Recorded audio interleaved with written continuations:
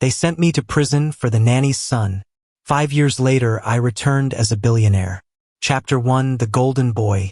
The Vance family dining table was a slab of imported Italian marble that could comfortably seat 20. Tonight, it sat 5. The silence in the room wasn't peaceful. It was heavy, the kind of silence that usually preceded a corporate takeover or a family screaming match. Liam Vance, 26 years old and heir to Vance Global, adjusted his silk tie. He hated these dinners. He'd spent the last 14 hours negotiating a tricky merger in Seattle, flown back to New York on the family jet, and barely had time to shower before his mother insisted on family time. At the head of the table sat Arthur Vance, a man who looked exactly like the billionaire he was. Silver hair perfectly styled, posture rigid, eyes always calculating. To his right was Eleanor, Liam's mother, currently dissecting her sea base with surgical precision. And then there was Julian. Julian wasn't a Vance by blood. He was the son of Maria, the head housekeeper who had basically raised Liam. When Maria died suddenly 10 years ago, Arthur, in a rare display of public philanthropy, had adopted Julian. He didn't have the Vance name, but he lived in the mansion, went to the same elite private schools as Liam, and now worked a vague, high-paying consultancy role at Vance Global. Julian was currently pouring wine for Sarah, Liam's fiancée. "You really should try the Pinot, Sarah," Julian said, his voice smooth, almost melodic. "It's from that small vineyard in Napa I was telling you about, the one I visited last month." Sarah, beautiful and usually sharp as a tack, offered Julian a soft smile. "Thank you, Julian. You always find the best vintages." Liam watched the exchange, a familiar, dull irritation flaring in his chest. It wasn't that he disliked Julian. They had played together as kids. But lately Julian was everywhere. He was always at these dinners. He was always in the office. He was always laughing with Sarah. "So, Liam," Arthur said, cutting through the quiet clinking of silverware, "the Seattle deal, is it closed?" "Almost," Liam replied, shifting his focus back to his father. "They're stalling on the severance packages for their middle management. I told them we won't cover it. It's their mess. They clean it up." Arthur frowned, tapping his index finger against the marble. "Is that wise? We want a smooth transition. Agitating their staff before the ink is dry could cause PR issues. It's standard procedure, Dad. We aren't a charity. If we fold on this, they'll ask for more concessions later." Before Arthur could respond, Julian leaned forward. "Actually, Liam, if I may?" Liam suppressed a sigh. "Go ahead, Julian. I was looking over the preliminary reports you sent down," Julian said, his tone apologetic, helpful. "If we cover the severance, it's a $3 million hit. But the PR win, the Vance Global Cares narrative, we could leverage that in the upcoming quarter. It might actually boost our stock price more than the $3 million we save." Arthur stopped tapping. He looked at Julian, then at Liam. "He has a point, Liam. Sometimes you have to spend money to buy goodwill." "It's a weak move," Liam argued, keeping his voice level. "It sets a precedent that we can be bullied at the final hour." Eleanor chimed in, not looking up from her plate. "Don't be so stubborn, Liam. Julian's idea sounds very forward-thinking. You always were a bit rigid with these things." Liam felt his jaw tighten. Rigid? He was the one who had spent 3 months building this deal from the ground up. Julian had read a single report. "I'll handle it, Dad," Liam said finally. "The deal will close on our terms." "See that it does," Arthur said, taking a sip of his water. The conversation was over. After dinner, Liam found Sarah on the terrace, looking out over the manicured lawns. The night air was cool, a relief from the stifling atmosphere of the dining room.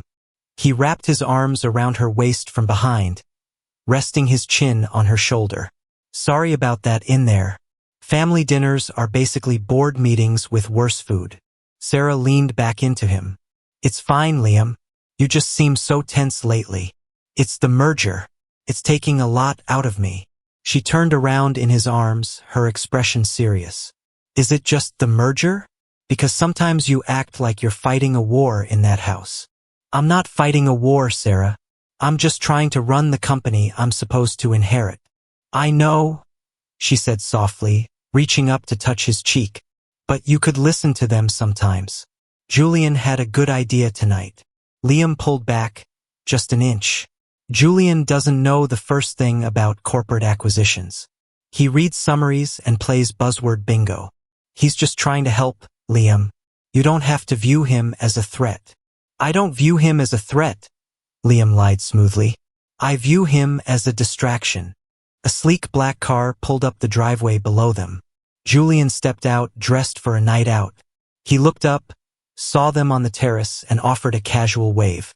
See you tomorrow, guys, he called out, his smile flashing white in the dim light. Sarah waved back. Liam didn't. If you've ever had that one person in your life who just knows exactly how to push your buttons while smiling, you know exactly how Liam feels right now. Drop a comment if you've got a Julian in your life. Liam watched the car drive away, that dull irritation hardening into something colder. He didn't know it yet, but the war Sarah mentioned hadn't just started. He was already losing it. Chapter 2. The perfect setup. 3 weeks later, the Seattle deal had closed. Liam had won, forcing the concessions, but Arthur had barely acknowledged the victory. Instead, the focus at Vance Global had shifted to the Orion project, a massive, highly classified tech infrastructure bid for the federal government. It was a multi-billion-dollar contract. If they won, it would solidify Vance Global's dominance for the next decade. Liam was running point. He'd practically lived in his corner office for 2 weeks, fueled by black coffee and the sheer determination to prove he didn't need anyone's help, especially not Julian's. It was 9 p.m. on a Thursday when his office door clicked open. Liam didn't look up from his monitors. I told security I didn't want any interruptions, Marcus. Not Marcus, a smooth voice replied.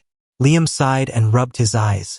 He looked up to see Julian standing in the doorway, holding 2 cups of coffee from the artisanal place down the street.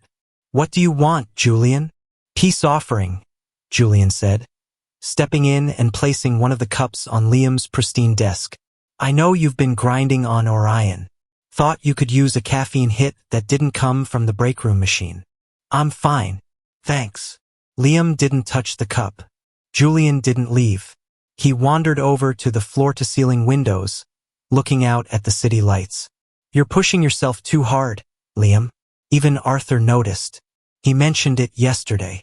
My father doesn't care how hard I work, as long as the work gets done.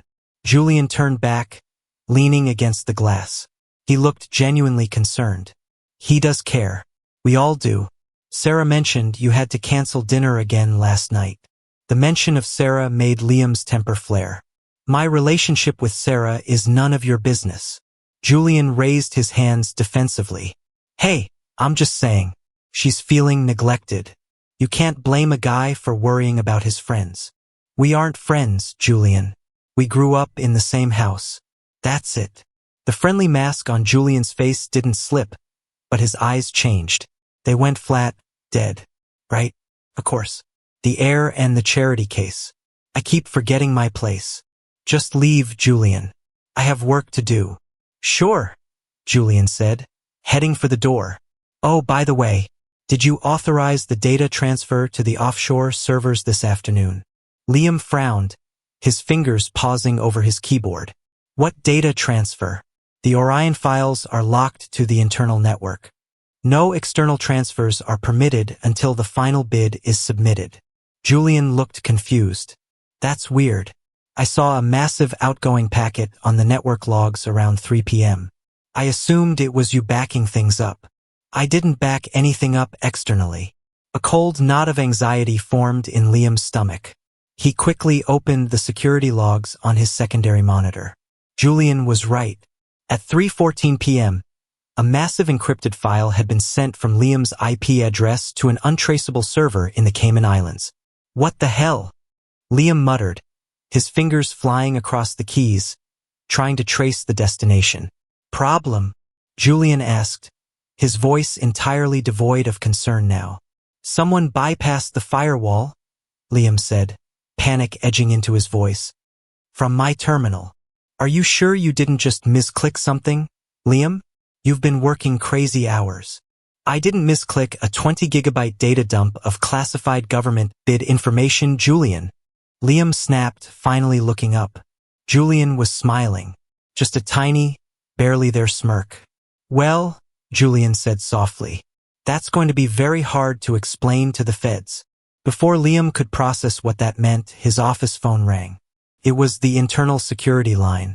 Liam answered it. Yeah. Mr. Vance? The head of security said, his voice tight. There are federal agents in the lobby. They're asking for you. They have a warrant. The phone slipped from Liam's hand, clattering against the desk. He looked at Julian. Julian picked up his untouched coffee. Good luck, Liam. Looks like you've finally made a mistake. He walked out, leaving the door open for the men in suits who were already marching down the hallway. Chapter 3. The trap closes. The interrogation room was painfully bright, smelling of stale sweat and cheap floor cleaner. Liam had been sitting there for 4 hours. 2 FBI agents, a man named Harris and a woman named Miller, sat across from him. They didn't look like they were investigating a corporate breach. They looked like they'd caught a terrorist. Let's go over this again, Mr. Vance, Agent Harris said, slapping a thick file onto the metal table. At 3:14 p.m. yesterday, the complete technical specifications and pricing strategy for the Orion project were transferred from your personal terminal to an offshore account known to be associated with a foreign intelligence syndicate. I didn't send it, Liam repeated, his voice raspy. I was in a meeting with the design team at 3 p.m. I wasn't even at my desk. Agent Miller slid a photograph across the table. It was a still frame from the hallway security camera outside Liam's office. The timestamp read 3:12 p.m. It showed Liam walking into his office alone. Liam stared at the photo. That's not right. The camera must be wrong. Or someone altered the footage. We checked the raw data, Liam, Harris said. It hasn't been tampered with. You walked into your office, you sat down, you initiated the transfer, and you walked out 10 minutes later. It's a setup, Liam insisted, panic finally breaking through his controlled facade. Someone is trying to frame me. Check the IP logs again. Check the keystrokes. We did, Miller replied coldly. The transfer was authorized using your personal biometric login and your private encryption key. No one else has those. Liam felt the blood drain from his face. His encryption key was on a physical drive he kept locked in his desk. He reached for his pocket, where he usually kept the small silver key to the desk drawer. It was gone. Where is my lawyer? Liam demanded, his voice shaking. I want my family's lawyer here. Now. Mr. Sterling is outside, Harris said. But honestly, son, I don't think he can help you much. This isn't a white-collar slap on the wrist. This is corporate espionage and treason. You sold out your country for what? A bigger bonus. I didn't do it, Liam yelled, slamming his hand on the table. The door opened. Arthur Vance walked in, followed closely by Sterling, the family's silver-haired bulldog of a lawyer. Liam stood up, relief washing over him. Dad, tell them this is insane. Arthur didn't look at Liam. His face was a mask of cold, controlled fury. He looked at the agents. Gentlemen, Ms. Miller, Arthur said, his voice like ice. I apologize for my son's behavior. Liam froze. Dad. Arthur finally looked at him. There was no warmth, no paternal concern. Only disgust. We have cooperated fully with the investigation, Arthur continued, turning back to the agents. Vance Global has provided all internal server logs. We found the discrepancies. What discrepancies? Liam asked, his voice barely a whisper. Sterling stepped forward, opening his briefcase. Liam, the internal audit team found an offshore account in your name. It received a deposit of $10 million 20 minutes after the Orion files were transferred. That's impossible, Liam said, stumbling backward. I don't have an offshore account.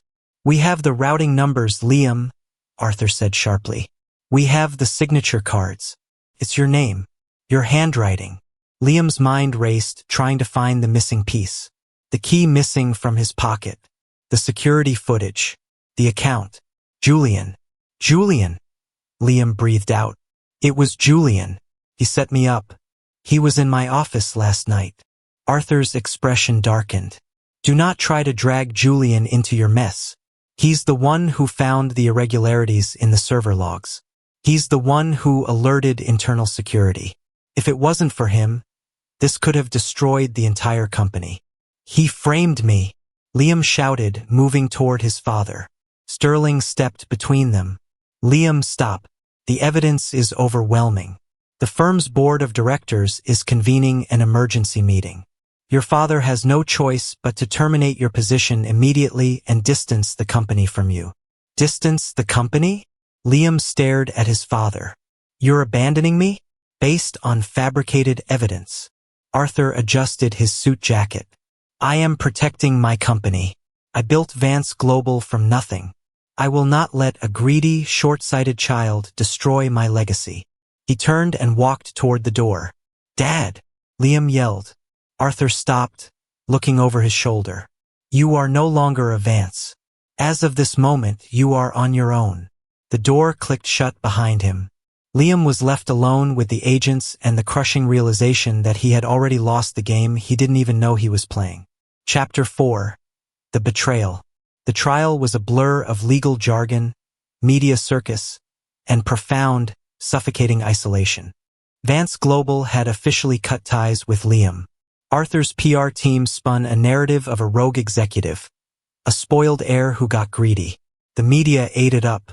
The billionaire trader was the headline of every major newspaper. Liam's defense attorney, a court-appointed lawyer who looked perpetually exhausted, had tried to argue that the evidence was circumstantial, that someone could have stolen Liam's credentials. But the prosecution had a star witness. On the fourth day of the trial, Sarah took the stand. Liam hadn't spoken to her since the night of his arrest. She hadn't answered his calls from the holding cell. Now, she sat in the witness box, wearing a conservative gray dress, her eyes downcast.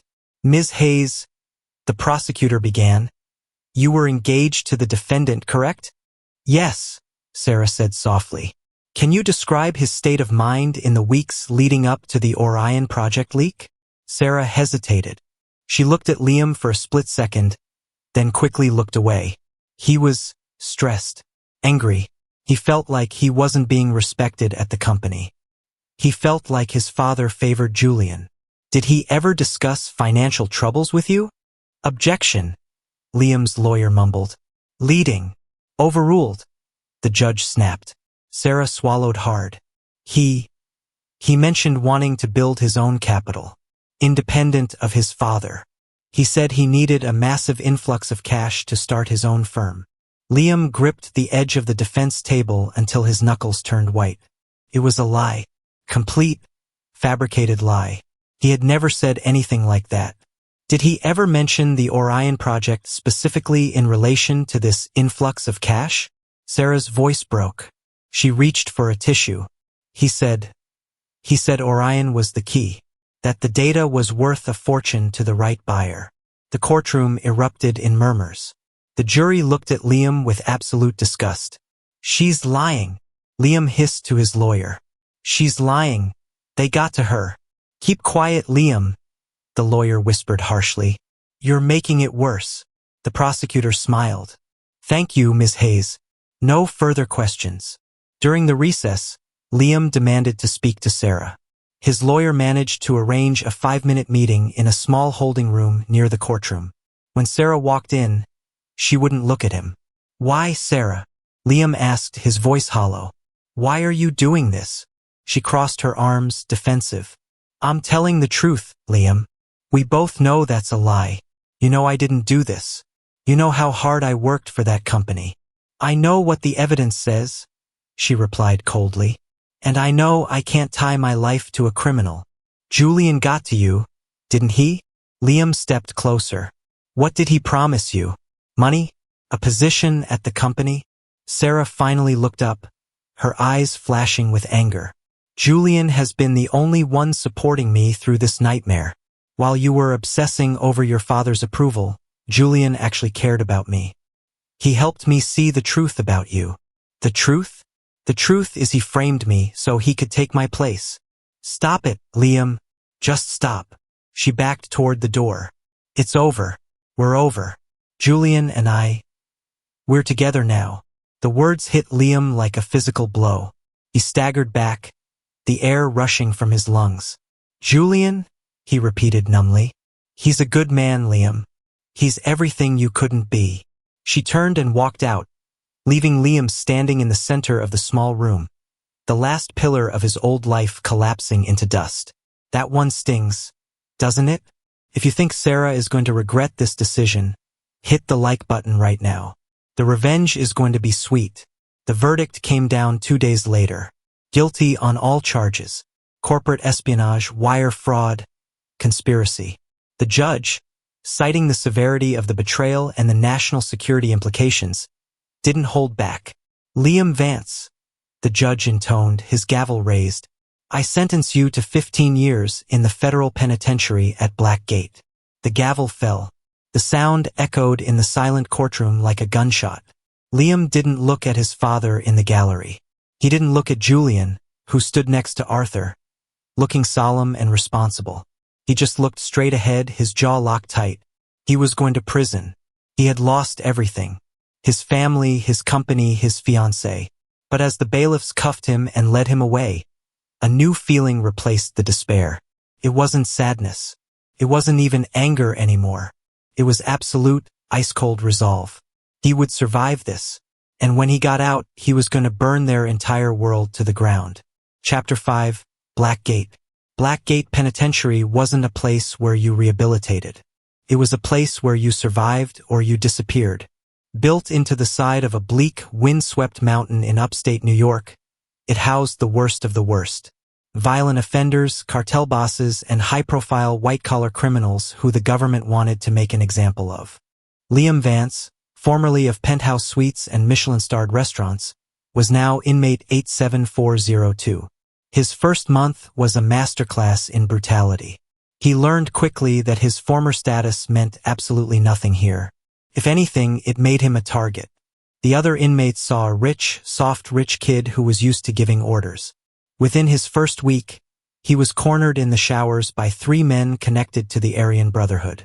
They wanted his commissary money, and they wanted it every week. Liam hadn't backed down. He had taken boxing lessons for years, a rich kid hobby, but he'd taken it seriously. He broke the leader's nose with a quick, brutal jab and managed to crack a rib on the second man before the third tackled him from behind. He spent 3 days in solitary confinement, nursing a bruised kidney and a split lip. When he got out, the harassment didn't stop, but the overt attacks did. He had proved he wasn't easy prey. He was dangerous prey. He established a routine. Wake up. Eat the gray slop they called food. Work his shift in the laundry room. The mindless, repetitive labor was the only time his brain wasn't on high alert. Exercise in the yard. Sleep with one eye open. He didn't speak unless spoken to. He didn't make friends. He just observed. He watched the guards, noting who was lazy, who was corrupt, and who was genuinely sadistic. He watched the inmate factions, learning the intricate politics of the yard. He realized quickly that power in Blackgate wasn't about physical strength. It was about leverage. Information was currency. 6 months into his sentence, Liam noticed an anomaly. There was an older man, late 60s or early 70s, who walked the yard every day at exactly 2 p.m. He was tall, thin, with sharp features and piercing blue eyes that seemed to miss nothing. He moved with a quiet, commanding dignity that looked entirely out of place in a prison uniform. The strangest part wasn't the man himself. It was how everyone reacted to him. The violent gangs gave him a wide berth. The loud, aggressive inmates suddenly lowered their voices when he walked past. Even the guards, the ones who treated everyone else like animals, spoke to him with a forced, nervous respect. "Who is that?" Liam asked his cellmate one evening. His cellmate, a career car thief named Rossi, peeked out the small window of their cell door. He paled slightly. "You don't want to know, rich boy," Rossi muttered, stepping away from the door. "And you definitely don't want to look at him too long." "Why? Who is he?" They call him the chairman, Rossi whispered, as if the man could hear them through the concrete walls. He's been here for 10 years. Nobody knows his real name. Nobody knows what he's in for. But the rumor is he used to run things. Big things. The kind of things that make governments nervous. If he's that powerful, why is he in here? Liam asked. Nobody knows, Rossi repeated. But let me tell you something, kid. I saw a guy, a real heavy hitter from the cartel, disrespect the chairman in the cafeteria 3 years ago. Bummed into his tray, called him an old fool. What happened? The guy got transferred to a maximum security facility in Texas the next day. A week later, we heard he hung himself in his cell. Rossi shivered. The chairman didn't even raise his voice. He just looked at him. Stay away from him, Liam. He's a ghost. A dangerous ghost. Liam nodded slowly. He didn't say anything to Rossi, but a spark of curiosity had ignited in his mind. In a place where power was raw and brutal, this old man held an entirely different kind of authority. It was the kind of silent, absolute control that Arthur Vance only pretended to have. Liam needed to learn how he did it. For the next week, Liam studied the chairman. He tracked his movements, his routines. He noticed the old man spent exactly 45 minutes in the prison library every Tuesday and Thursday afternoon, always sitting at the same isolated table in the back corner. On a Tuesday, during his free period, Liam walked into the library. He ignored the handful of inmates sleeping or playing cards and headed straight for the back corner. The chairman was sitting there, reading a dense, academic textbook on macroeconomics. He didn't look up as Liam approached. Liam pulled out the chair opposite the old man and sat down. The silence stretched for 10 seconds, then 20. Finally, without lifting his eyes from the page, the chairman spoke. His voice was gravelly, quiet, but carried an undeniable weight. You're sitting in my light, Mr. Vance. Liam didn't move. You know who I am. I know everyone in here. I know you're the disgraced heir to Vance Global. I know you're serving 15 years for corporate espionage. And I know you broke a neo-Nazi's nose your first week. The old man finally looked up, closing the book. His blue eyes bored into Liam. What I don't know is why you're stupid enough to interrupt my reading time. I need to learn, Liam said simply. The chairman raised an eyebrow. The library is full of books. Pick one. Books don't teach you how to survive. They don't teach you how to control people who want to kill you. Liam leaned forward slightly. You have power here. Real power. I want to know how. The old man let out a short, dry chuckle. You think this is a business seminar, boy? You think you can just ask for the secret formula? I think I'm smart enough to understand it, Liam replied, holding the man's gaze. And I think you're bored. The chairman stared at him for a long moment, the air crackling with unspoken tension. Then, a slow, predatory smile spread across his face. You are arrogant, Mr. Vance, the old man said softly. But you are also framed. Liam blinked, surprised. How do you know that? Because, the chairman leaned back in his chair. A man who successfully pulls off a billion-dollar data heist doesn't get caught with the encryption key missing from his pocket and a sloppy offshore account in his own name. Whoever set you up was thorough, but they relied on the FBI being lazy, which they are. Liam felt a surge of hope. This man saw the truth in 5 minutes that the FBI hadn't seen in months. Help me, Liam said. Teach me. When I get out, I'm going to take everything from the people who put me here. The chairman looked at him, evaluating his soul. Revenge is a messy, emotional business. Clouds judgment. It makes men weak. Not me, Liam said, his voice cold and hard. I'm already dead to the outside world. I have nothing left to lose. The old man tapped his fingers on the cover of his book. Be here on Thursday at precisely 2:15, the chairman said. If you are 1 minute late, never speak to me again. He opened his book and ignored Liam. The lesson had begun. Chapter 6, The Masterclass. Thursday, 2:14 p.m. Liam was already seated at the back table in the library when the chairman arrived. The old man sat down, placing a worn chessboard between them. He didn't offer a greeting. He just began setting up the pieces. You want to learn how to destroy your enemies, Liam? The chairman didn't look up as he moved a white pawn forward. First, you must understand why you lost in the first place. I lost because I was framed, Liam said, mirroring the move with a black pawn. Wrong. The chairman moved a knight. You lost because you were blind. You were playing checkers while your enemy was playing chess. Julian is smart. I'll give him that. He is cunning. There is a difference. The chairman captured a black pawn. Intelligence builds empires. Cunning steals them. You were focused on a merger, on a government contract, on proving your worth to a father who had already calculated your exact depreciating value. Liam bristled. My father built that company, and he sacrificed you to save it. The chairman looked up, his eyes sharp. Tell me, Liam, why did Julian win? Because he planted the evidence. Stop thinking like a victim. The chairman snapped, his voice barely a whisper but hitting like a whip. Think like a strategist. Why did the evidence work? Liam stared at the board, forcing his anger down. He analyzed the board. He analyzed the past. Because he had already isolated me, Liam said slowly. He made himself invaluable to my father. He made himself a friend to my fiancée. He created a narrative where I was the erratic, stressed heir, and he was the stable, reliable surrogate. The chairman nodded slightly. Exactly. He controlled the perception before he ever touched a computer terminal. By the time the trap sprang, no one wanted to believe you. They were already primed to accept your guilt. So how do I beat that? You don't beat it. You invert it. The chairman moved his queen, placing Liam's king in check. You do not attack a fortified castle head-on, Liam. You poison the well. You corrupt the guards. You make the king doubt his own sanity.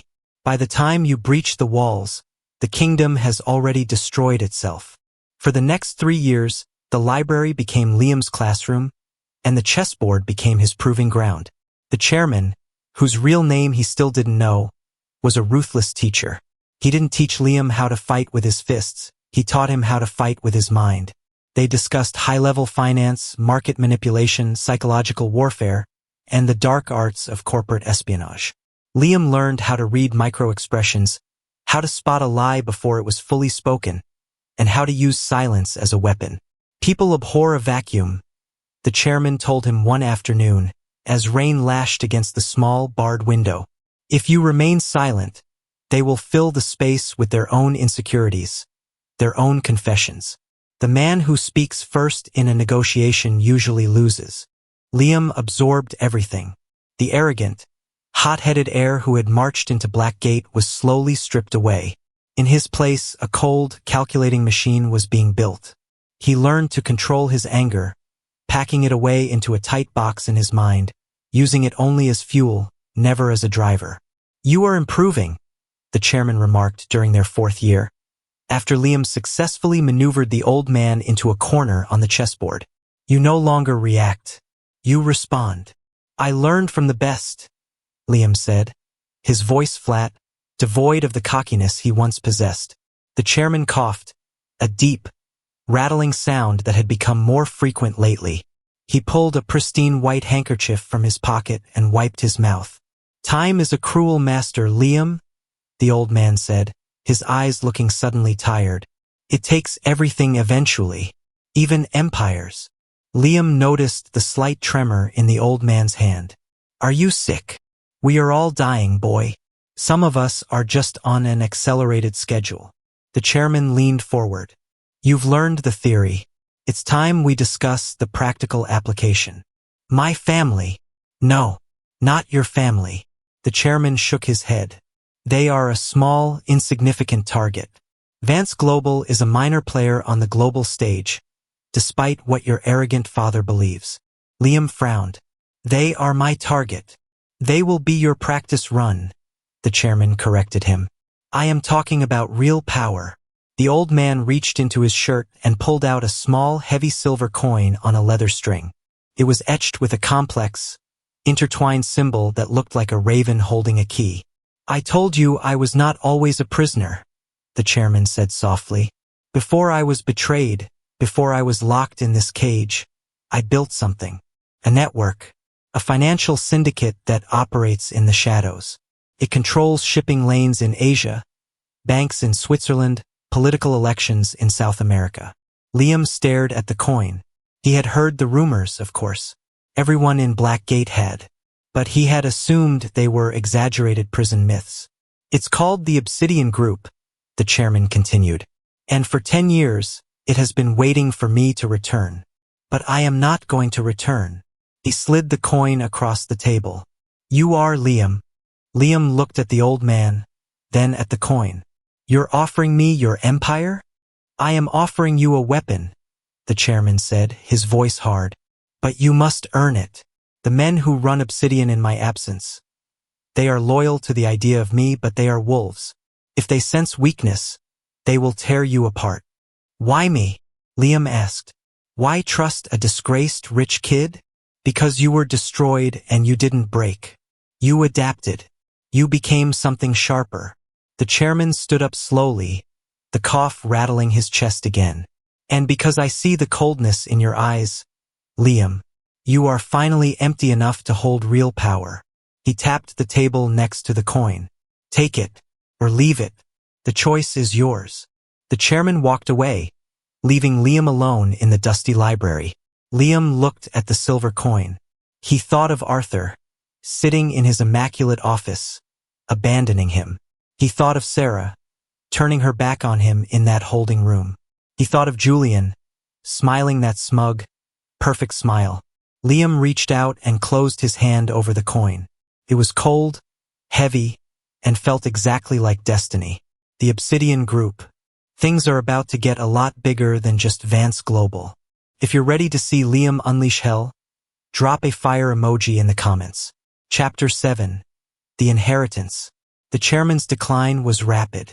Over the next 6 months, the commanding presence that had ruled Blackgate's yard withered away, replaced by a frail, wheezing old man confined to the prison infirmary. Liam used every ounce of the influence he had quietly built to secure visitation rights, bribing the guards with IOUs and promises of future favors that he fully intended to keep.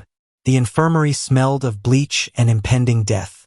The chairman lay on a narrow cot, hooked up to an oxygen machine. He looked small, hollowed out. Liam pulled up a plastic chair and sat down. You look terrible, old man, Liam said quietly. It was the closest thing to affection they shared. The chairman offered a weak, raspy chuckle. Flattery will get you nowhere, boy. He struggled to sit up slightly, waving away Liam's attempt to help. We don't have much time. The cancer, it's in the bone now. The guards told me I have a week, maybe less. Liam felt a tight knot in his chest. He had spent his life seeking his father's approval and received only betrayal. This man, a stranger, a criminal, had given him the tools to rebuild his life. What do you need me to do? Liam asked. Listen. The chairman's voice was barely a whisper, forcing Liam to lean close. The coin I gave you. It is a symbol, yes, but it is also a physical key. There is a safety deposit box in Geneva. Union Bank, Vault 704. The coin opens it.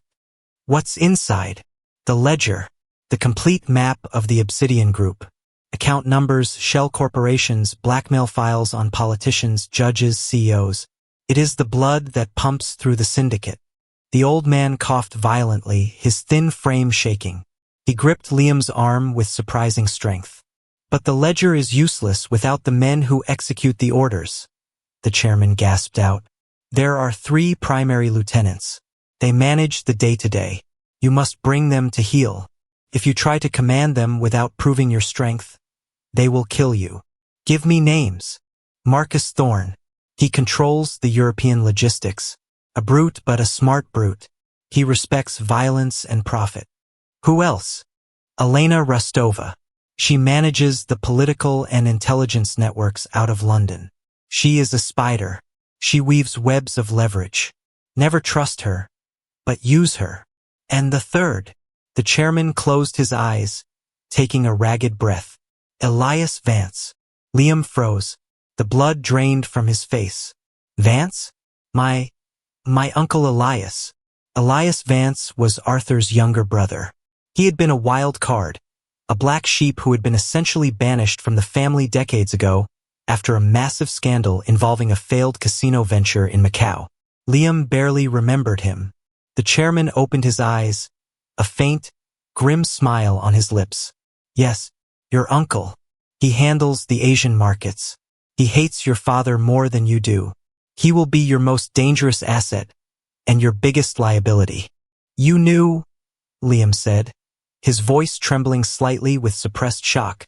You knew who I was from the beginning, not just because of the news. You orchestrated this. I observed, the chairman whispered. I saw the potential, the poetry of it. The discarded son of Arthur Vance taking control of the empire that could crush Vance Global in a single afternoon. You used me. I forged you, the old man hissed, his eyes blazing with a sudden, intense fire. You were weak clay when you arrived. I made you into a sword. Do not whine about the heat of the furnace. Liam stared at him, the anger rising and then quickly subsiding, replaced by the cold, calculating logic he had been taught. The old man was right. It didn't matter why he was chosen. It only mattered what he had been given. What do I do when I get out? Liam asked, his voice steady again. You do not go to them immediately, the chairman instructed, his energy fading fast. You operate from the shadows. You use the ledger to seize control of the financial flow. You choke their resources just enough to make them nervous. Then you present yourself. He reached out, his trembling hand resting on Liam's cheek. It was a shockingly tender gesture from a man who dealt in blood and leverage. They took 5 years of your life, Liam, the old man whispered. Take everything from them, burn their world down, and build yours on the ashes. His hand dropped. His breathing became shallow, erratic. Liam sat with him for another hour, watching the monitor spike and dip. When the flatline finally sounded, a long, continuous drone in the quiet room, Liam didn't cry. He stood up, adjusted his prison uniform, and looked at the body of the only true father figure he had ever known. Goodbye, Chairman, Liam said softly. He walked out of the infirmary, ready for the final year of his sentence. He had entered Blackgate as a naive, broken boy. He would leave it as a king. Chapter 8, 5 years later. The heavy steel doors of Blackgate Penitentiary slid open with a metallic groan. Liam stepped out into the crisp, morning air. It was late autumn, the trees ablaze with reds and golds. He took a deep breath, tasting freedom for the first time in 5 years. He didn't look back. He wore a simple pair of jeans, a gray t-shirt, and a dark jacket provided by the state. He carried a small cardboard box containing his meager personal effects, a few letters from his court-appointed lawyer, a toothbrush, and the silver coin hanging heavily against his chest. A sleek, black Lincoln Town car idled at the edge of the prison parking lot. The driver, a large man in a sharp suit, stood by the rear door. Liam walked toward it. He didn't know the man, but he knew who sent him. Mr. Vance? The driver asked, his tone respectful. Yes, I am instructed to take you wherever you need to go. Take me to the airstrip in Teterboro, Liam said, sliding into the luxurious leather back seat. I have a flight to Geneva. The drive took 3 hours. Liam spent it in silence, staring out the window. The world had moved on without him. Billboards advertised new technology he didn't recognize. The skyline of the city in the distance had changed. But internally, Liam felt no disorientation. He felt only a terrifying, absolute clarity of purpose. When he arrived in Geneva 2 days later, he went straight to the Union Bank. It was an imposing, monolithic structure of marble and glass, designed to look impenetrable. He approached the reception desk. I need to access a private vault. Number 704. The impeccably dressed clerk looked at his slightly scruffy appearance with thinly veiled disdain. Sir, vault access requires dual authentication and a prior appointment. Liam didn't argue. He reached under his shirt, pulled the silver coin loose, and placed it on the polished mahogany counter. The clerk's eyes dropped to the coin. The disdain vanished instantly, replaced by a sudden, rigid terror. He swallowed hard. "All right, away, sir. If you would please follow me." The clerk led him past security checkpoints that didn't even ask for ID, down an elevator that required a retinal scan, and deep into the bedrock beneath the city. They arrived at a massive steel door. The clerk stepped back, bowing slightly. "You know the procedure, sir." Liam approached the door. There was no keyhole, only a small, circular indentation. He pressed the coin into the slot. A quiet click echoed in the silent hallway, followed by the hiss of hydraulic seals releasing. The door swung open. Inside the small, sterile room sat a single black briefcase on a steel table. Liam walked in, the door sealing shut behind him. He opened the briefcase. Inside was a heavy, leather-bound ledger, ancient and meticulously kept. Beside it lay a secure, encrypted laptop, a stack of passports bearing different names but all featuring his face, and a thick stack of bearer bonds, untraceable currency worth millions. He opened the laptop. It immediately demanded a biometric scan and a password. He placed his thumb on the scanner and typed the phrase the chairman had drilled into his head. Ex cinera resurgo. From the ashes, I rise. The screen bloomed to life. Spreadsheets, routing numbers, dossier files on thousands of individuals across the globe. Liam scrolled through the main financial dashboard. The total liquid assets of the Obsidian Group were staggering. It wasn't just millions. It was hundreds of billions. He was suddenly the quietest, most dangerous man on the planet. He closed the laptop, a cold smile touching his lips. He packed the ledger and the bonds into a secure backpack he had purchased. It was time to go home. It was time to see what Julian had built with his stolen life. Chapter 9, The Return. The private jet descent into New York was smooth. Liam looked out the window as the city skyline rose up to meet him. It was the city his father claimed to own, the city that had chewed Liam up and spit him out. He was wearing a bespoke Tom Ford suit, midnight blue, tailored perfectly to his new, harder physique. The prison yard had stripped away the softness of his youth. The stress and the constant vigilance had carved sharp angles into his jawline and darkened his eyes. He looked older than 31. He looked dangerous. The jet taxied to a private hangar far away from the commercial terminals. A sleek black Maybach was waiting on the tarmac. Standing beside it was a woman in her late 30s, wearing a severe business suit, her dark hair pulled back tightly. Liam walked down the stairs. The woman stepped forward. "Mr. Vance," she said, her accent crisp and British. "I am Elena Rostova." Liam stopped a few feet away from her. The chairman's warning echoed in his mind. "She is a spider. Never trust her." "Elena," Liam said, his voice calm, betraying nothing.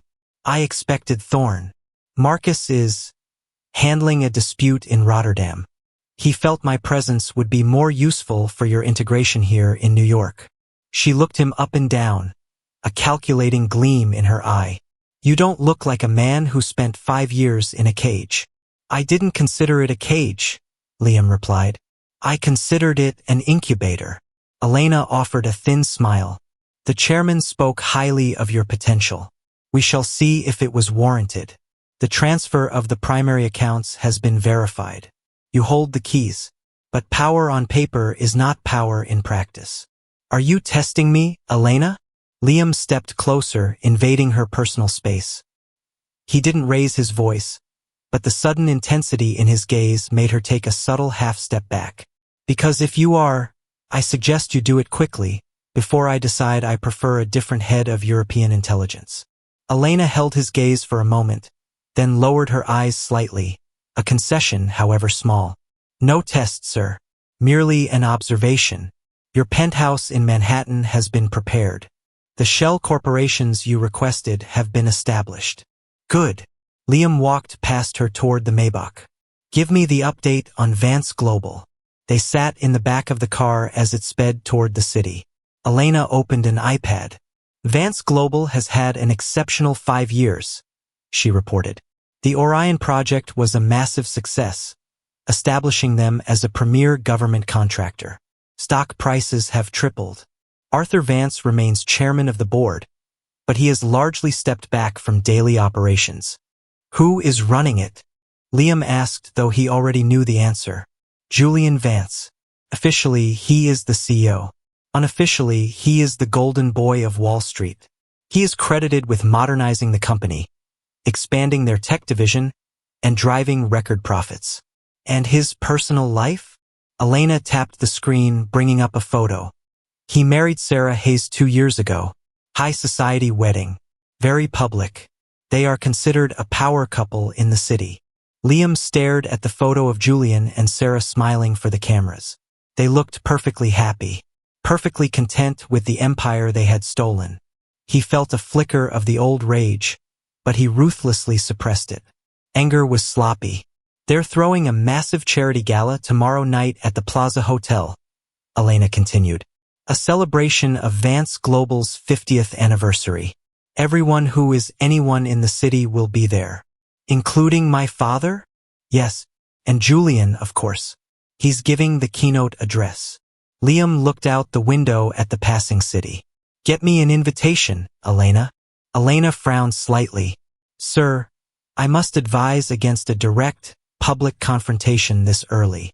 We are still solidifying your control over the syndicate's assets. If you reveal yourself— I didn't say I was going to introduce myself, Liam interrupted softly. I just want to watch the show. I want to see them when they believe they are untouchable. He turned back to her, his eyes cold and empty. Get me in. Chapter 10. The Gala. The grand ballroom of the Plaza Hotel was a sea of crystal chandeliers, flowing champagne, and the elite of New York society. It was a room filled with people who traded millions before breakfast and ruined lives for sport. Liam stood near the back, near one of the massive marble pillars, nursing a glass of sparkling water. He wore a simple black tuxedo, blending perfectly into the crowd of wealthy men. He had used a minor Obsidian shell company to secure a ticket under an alias. Nobody noticed him.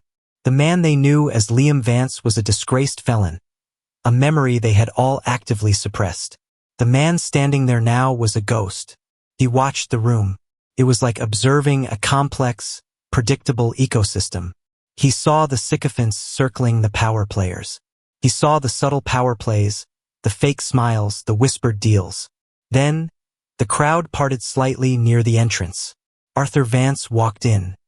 He looked older, his silver hair now entirely white, but he still carried that same imposing, rigid posture. He was flanked by several board members, holding court. A moment later, Julian and Sarah arrived. Liam felt a strange sensation in his chest, a hollow thump. Julian looked immaculate in a custom velvet dinner jacket. He exuded confidence, charm, and the effortless grace of a man who believed the world belonged to him. And Sarah, she was stunning in a deep emerald gown, diamonds glittering at her throat. She held Julian's arm tightly, smiling brightly at the cameras, greeting the other guests with practiced ease. They looked perfect. Liam watched them slowly make their way toward the front of the room, greeting Arthur, laughing at some private joke. It was a picture-perfect family. A family built on a lie and a ruined life. Ladies and gentlemen, a voice boomed over the speakers. If I could direct your attention to the stage. The murmuring died down. Julian stepped up to the microphone, adjusting it with a confident smile. Thank you all for being here tonight, Julian began, his voice smooth and commanding.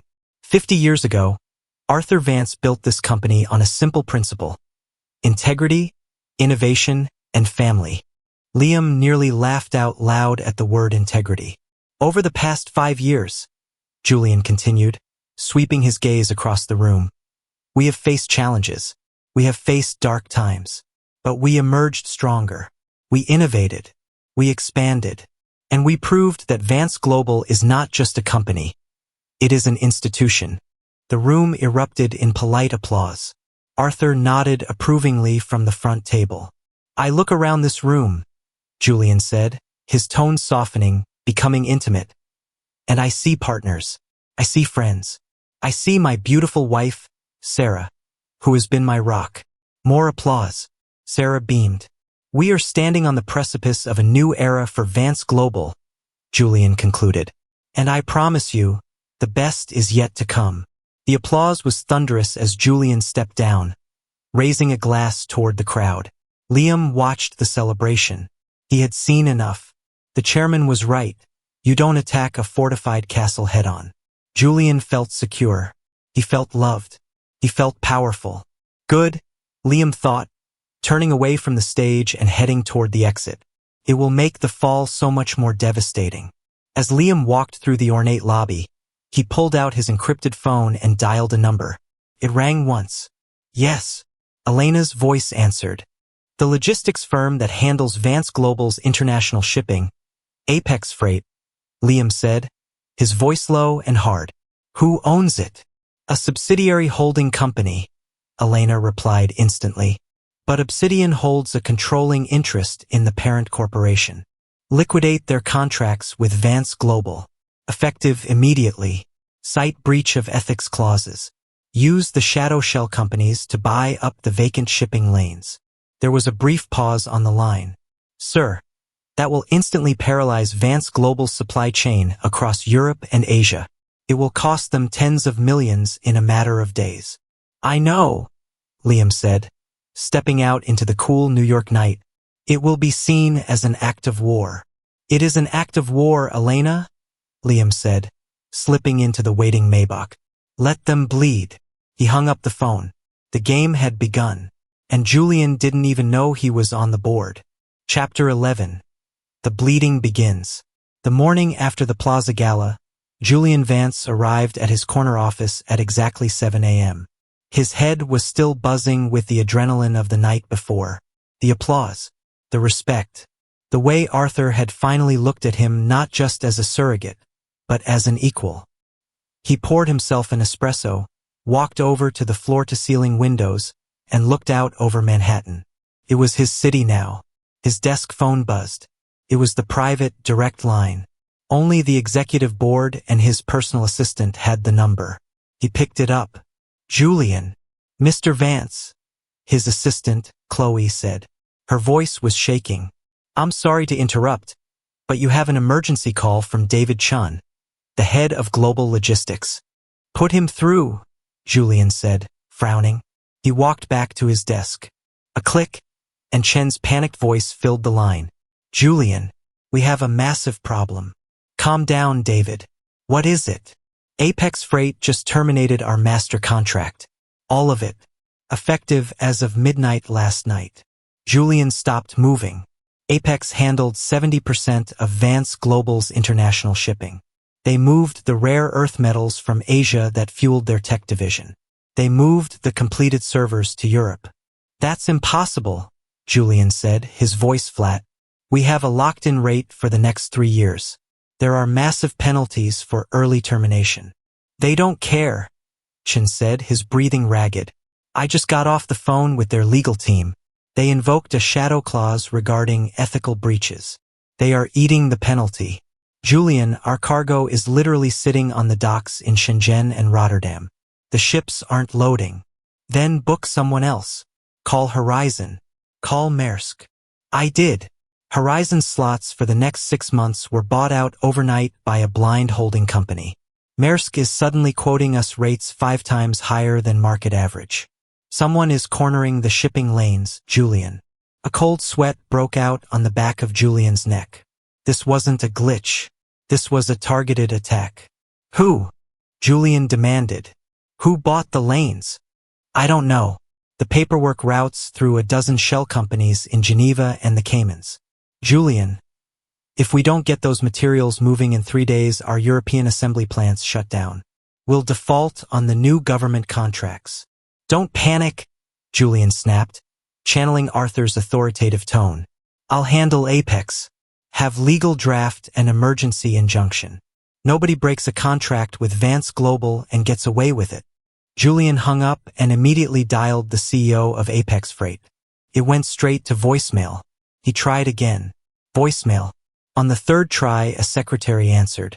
Apex Freight. This is Julian Vance. Put Richard on the phone. Now. I'm sorry, Mr. Vance, the secretary said, her tone utterly devoid of apology. Mr. Sterling is no longer the CEO. The company was subjected to a hostile takeover at 3 a.m. this morning. The new board has instructed us that all communication with Vance Global must go through our legal department. Before Julian could respond, the line went dead. Across the city, in a sprawling minimalist penthouse overlooking Central Park, Liam Vance sat in a leather armchair. He was dressed in a simple gray t-shirt and dark slacks, a cup of black coffee resting on the glass table beside him. Across from him sat Elena Rostova, tapping furiously on a secure tablet. "The Apex termination is complete," Elena reported, not looking up. "Vance Global stock is already showing pre-market tremors. We've effectively severed their primary artery." "And the secondary carriers?" Liam asked, his voice calm. "Bought out or bribed to raise their rates to astronomical levels. We control the water, Liam." Liam took a sip of his coffee. It tasted better than any coffee he had ever had in his life. "Julian will try to use the Orion project as leverage," Liam said, looking out at the park. "He'll call his contacts in the Department of Defense. He'll tell them national security is at risk if his shipments don't arrive." Elena looked up, a small frown line appearing between her brows. "If the federal government intervenes to clear the shipping lanes, our blockade is useless." "They won't intervene," Liam said. He stood up, walking toward the window. "Because in exactly 10 minutes, an anonymous whistleblower is going to leak a memo to the Washington Post." "What memo?" "The one Julian signed 3 months ago, authorizing the use of substandard, unvetted microchips in the Orion prototypes to cut costs." Liam turned his head, a cold smile playing on his lips. He thought he could boost his quarterly margins and replace them later. The Pentagon doesn't like being used as a piggy bank. Elena stared at him. "How did you get that memo? You've only been out of prison for a week." "I have my sources," Liam said. In truth, the chairman had secured the memo years ago, keeping it in the ledger as an insurance policy. The chairman never missed a detail. "Julian is going to spend the next 48 hours fighting fires he can't extinguish," Liam said, checking his watch. "Which gives me time to deal with family." "Arthur?" Elena asked. "No," Liam replied. "Elias." Chapter 12. The Uncle. Elias Vance didn't look like a billionaire. He looked like an aging rock star who had survived too many bad habits. He had wild, shoulder-length gray hair, wore a faded leather jacket over a bespoke silk shirt, and smelled faintly of expensive bourbon and cigarette smoke. They met in the back room of a private, high-stakes mahjong parlor in Chinatown. The air was thick, and the sound of clicking tiles bled through the thin walls. Liam sat across a small wooden table from his uncle. He hadn't seen Elias since he was 10 years old. Elias poured himself a glass of amber liquid from a crystal decanter, not bothering to offer Liam any. "When the chairman died, I assumed Marcus Thorne would try to kill me and take my territory," Elias said, his voice a low gravel pit. "Or Elena would try to poison me. But I never expected Arthur's discarded lapdog to show up holding the leash." "I'm not here to talk about my father," Liam said smoothly. "Sure you are, kid." Elias took a sip of his drink. "Why else would you use the chairman's assets to strangle Vance Global's shipping? It's messy. It's emotional. The chairman would have hated it." "The chairman authorized it," Liam countered. "He gave me the coin. He gave me the ledger. He knew exactly what I was going to do." Elias paused, looking at Liam with fresh, calculating eyes. He leaned forward, resting his elbows on the table. "You look different," Elias noted. "The pictures in the papers 5 years ago. You looked like a panicked boy in a suit that was too big for him. Now, you look like you don't care if the building catches fire. 5 years in Blackgate burns the panic out of you." Elias chuckled, a dry, raspy sound. "So, you want my help to crush your daddy? Is that it? You need my connections in Shenzhen to make sure those ships never leave port." "I don't need your help, Elias. I already gave the order. The ships are grounded." Liam leaned forward, matching his uncle's posture. "I'm here to offer you a choice." "A choice?" Elias laughed out loud this time. "You're 31 years old, Liam. I've been running the Asian underworld for Obsidian since before you had your first trust fund payout. Don't come in here and threaten me. I'm not threatening you. I'm stating a fact. Liam didn't blink. You hate my father. He banished you. He stole your share of the family inheritance and used it to build his own throne. You've spent 30 years watching him pretend to be a god. Elias's smile vanished. His eyes went cold. Careful, boy. I'm offering you the hammer to smash his throne, Liam said, his voice dropping to a dangerous whisper. I am going to take Vance Global apart piece by piece. I am going to make Arthur and Julian bleed out on the floor of the stock exchange. When they are bankrupt, broken, and begging, I will let you deliver the final blow. Elias stared at him. The silence stretched in the small, smoky room. And what do I have to do for this privilege? Elias finally asked. You fall in line, Liam said. You acknowledge me as the head of Obsidian. You follow my orders without question. And you make sure Marcus Thorne doesn't try anything stupid while I'm distracted in New York. Elias slowly swirled the bourbon in his glass. He was evaluating Liam, looking for weakness. He found none. Just a terrifying, bottomless resolve. You really are a monster now, aren't you? Elias said softly. Arthur created a worse monster than himself. Do we have a deal, uncle? Elias downed the rest of his drink and slammed the glass onto the table. Yeah, kid? Elias said, a wicked, jagged grin spreading across his face. We have a deal. Let's burn his house down. Liam is gathering his generals. If you think Arthur and Julian are completely unprepared for what's coming, drop a skull in the comments. Chapter 13. Cracks in the glass. Julian's phone wouldn't stop ringing. It was 9 p.m. He was standing in the expansive kitchen of his Tribeca loft.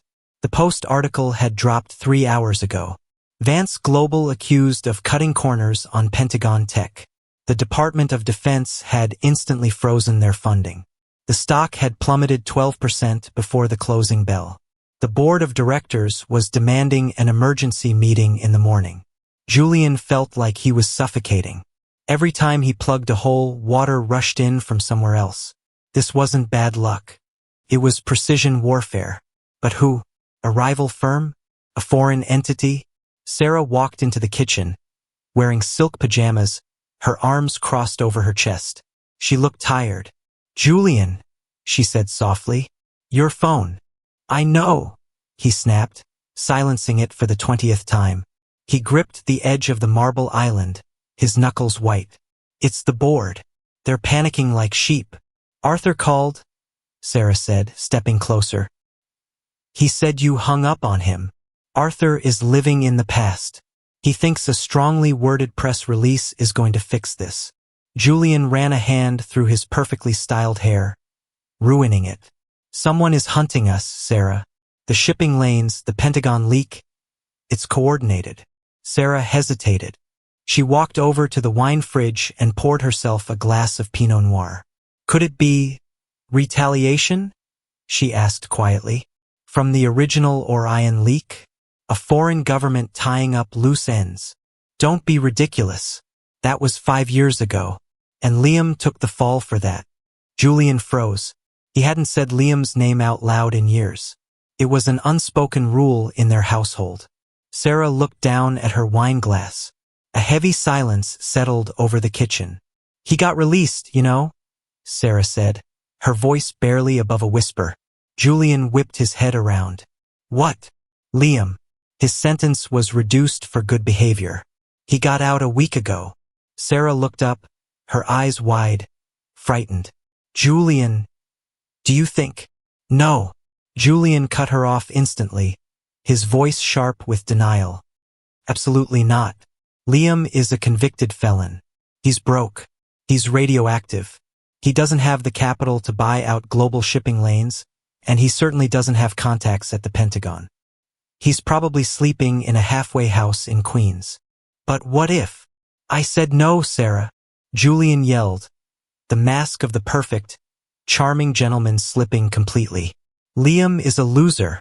He was always a loser, playing at being a businessman. I built this company into what it is. Sarah stepped back, startled by his outburst. Julian had never yelled at her. Ever. He was always the calm one, the supportive one. The one who had held her when she cried over what Liam had done to them. Seeing the fear in her eyes, Julian instantly regretted it. He forced his breathing to slow down. He put his hands up in a placating gesture. I'm sorry, Sarah, he said, moving toward her. I'm just stressed. It's the pressure. I shouldn't have raised my voice. Sarah let him hug her, but she felt stiff in his arms. It's going to be fine, Julian whispered into her hair, sounding like he was trying to convince himself. I'm going to fix this. I always fix this. As Julian held her, Sarah looked over his shoulder. On the counter, buried under a pile of mail, was a letter she hadn't opened yet. It was addressed to her, in handwriting she hadn't seen in half a decade. Handwriting that made her heart stop. Across town, Liam sat in his Maybach. Elena was beside him. The DoD freeze is confirmed, Elena said. Julian is officially out of operating capital. He can't pay his European suppliers and he can't get the materials out of Asia. He is choking. He'll try to borrow, Liam said, looking at the passing streetlights. Vance Global's credit rating just took a massive hit because of the Pentagon investigation. Traditional banks won't touch him right now. It's too toxic. Liam smiled in the darkness of the car. Exactly, Liam said, which means he has to go to private equity. He has to swim with the sharks. And we are the sharks, Elena noted, a hint of admiration in her voice. Set up the dummy firm, Liam ordered. Make it look hungry, aggressive, and flush with cash. Call it Apex Capital. Chapter 14, Thorne's Test. Marcus Thorne did not like being summoned. He was a giant of a man, built like a brick wall, with a shaved head and a web of scars climbing up the left side of his neck. He ran the European arm of the Obsidian Group with an iron fist and a total lack of empathy. When the chairman died, Marcus had prepared for war. When he received the encrypted message that a new leader had taken the ledger, he was skeptical. When he found out it was the disgraced heir of a mid-level American corporation, he was insulted. Marcus arrived at the designated meeting spot, an empty, cavernous warehouse in Brooklyn that Obsidian used for discreet cargo transfers. He didn't come alone. He brought 4 of his best men, heavily armed, flanking him as he walked through the rusted metal doors. Liam was waiting for him. He stood in the center of the vast, empty space, illuminated by a single overhead industrial light. He was entirely alone. He wore a crisp white shirt, the sleeves rolled up to the elbows, and black trousers. So, Marcus's voice boomed, echoing off the concrete walls. You're the ghost, the chairman's little pet project. Hello, Marcus, Liam said, his voice calm, carrying effortlessly across the room. Tell your men to wait outside. Marcus laughed. It was a harsh, barking sound. You don't give me orders, rich boy. You might have the ledger, but you don't have the streets. The chairman respected me. He knew I brought in 40% of the syndicate's revenue. The chairman is dead, Liam said, not moving an inch. I am here, and I told you to send your men outside. Marcus stopped 10 feet away from Liam. He looked down at him with pure disdain. Or what? You'll cut off my allowance? I could kill you right now, take the coin off your neck, and no one in Europe would shed a tear. You could try. Marcus nodded to the man on his right. The man stepped forward, drawing a heavy combat knife. He was fast, lunging toward Liam with lethal intent. Liam didn't flinch. He didn't step back. As the man thrust the knife toward Liam's ribs, Liam pivoted with terrifying speed. He grabbed the man's wrist, twisted it brutally until a loud snap echoed in the warehouse, and drove his knee into the man's stomach. As the man doubled over, Liam struck him in the throat with a rigid, flat palm. The man collapsed to the concrete, gagging, out of the fight in less than 3 seconds. Marcus's eyes widened. The other 3 men reached for the guns tucked into their waistbands. I wouldn't, Liam said, his voice suddenly sharp, commanding. He reached into his pocket and pulled out a small electronic detonator. Marcus froze. What is that? There are 4 pounds of C4 attached to the load-bearing pillars of this warehouse. Liam lied smoothly. His face was a mask of absolute, chilling indifference. I spent 5 years in a box, Marcus. I don't care if I die today. Do you? Marcus stared at him. He looked at the detonator. He looked at Liam's eyes. He didn't see a soft, spoiled air. He saw a man who had nothing left to lose. He saw a predator. Stand down, Marcus ordered his men. The men slowly moved their hands away from their weapons. Liam put the detonator back in his pocket. It was a garage door opener. But Marcus didn't need to know that. The chairman had taught him, power is not just violence. It is the absolute certainty of violence. I don't expect you to like me, Marcus, Liam said, straightening his cuffs. I expect you to earn me money. If you do that, you stay rich. If you challenge me again, I won't break your man's wrist. I'll break your neck. Understand? Marcus stared at the fallen man, then back at Liam. A grudging respect finally flickered in his dark eyes. He had tested the new king, and the new king had teeth. Understood, Marcus growled. Good, Liam said, turning his back on Marcus. The ultimate display of dominance. Fly back to Rotterdam. Ensure the Vance global shipments stay locked down. If anyone tries to move a single crate, burn the ships. Liam walked out of the warehouse, leaving Marcus in the dark. Liam isn't playing around anymore. If you're ready to see Julian squirm, hit that like button. The trap is set. Chapter 15. The Phantom Buyer. Julian Vance was sweating through his suit. He sat in the ultramodern conference room of a boutique private equity firm called Vanguard Capital on Wall Street. Vance Global was bleeding cash. The stock had dropped another 8% this morning. The board was breathing down his neck, demanding he resolve the shipping crisis and the Pentagon probe. To do that, he needed liquidity. He needed a bridge loan of $300 million to bypass Apex Freight and bribe the secondary shippers. Across the glass table sat a man named Mr. Sterling. He was a proxy, a high-end corporate lawyer who specialized in anonymous acquisitions. $300 million is a substantial risk given Vance Global's current PR climate, Sterling said, adjusting his wire-rimmed glasses. In a dark SUV parked 3 blocks away, Liam sat with a laptop and a secure earpiece, listening to every word. Tell him the risk is mitigated by our hard assets. Julian's voice crackled over the earpiece. We have the intellectual property for the Orion project. We have prime real estate in Manhattan and Seattle.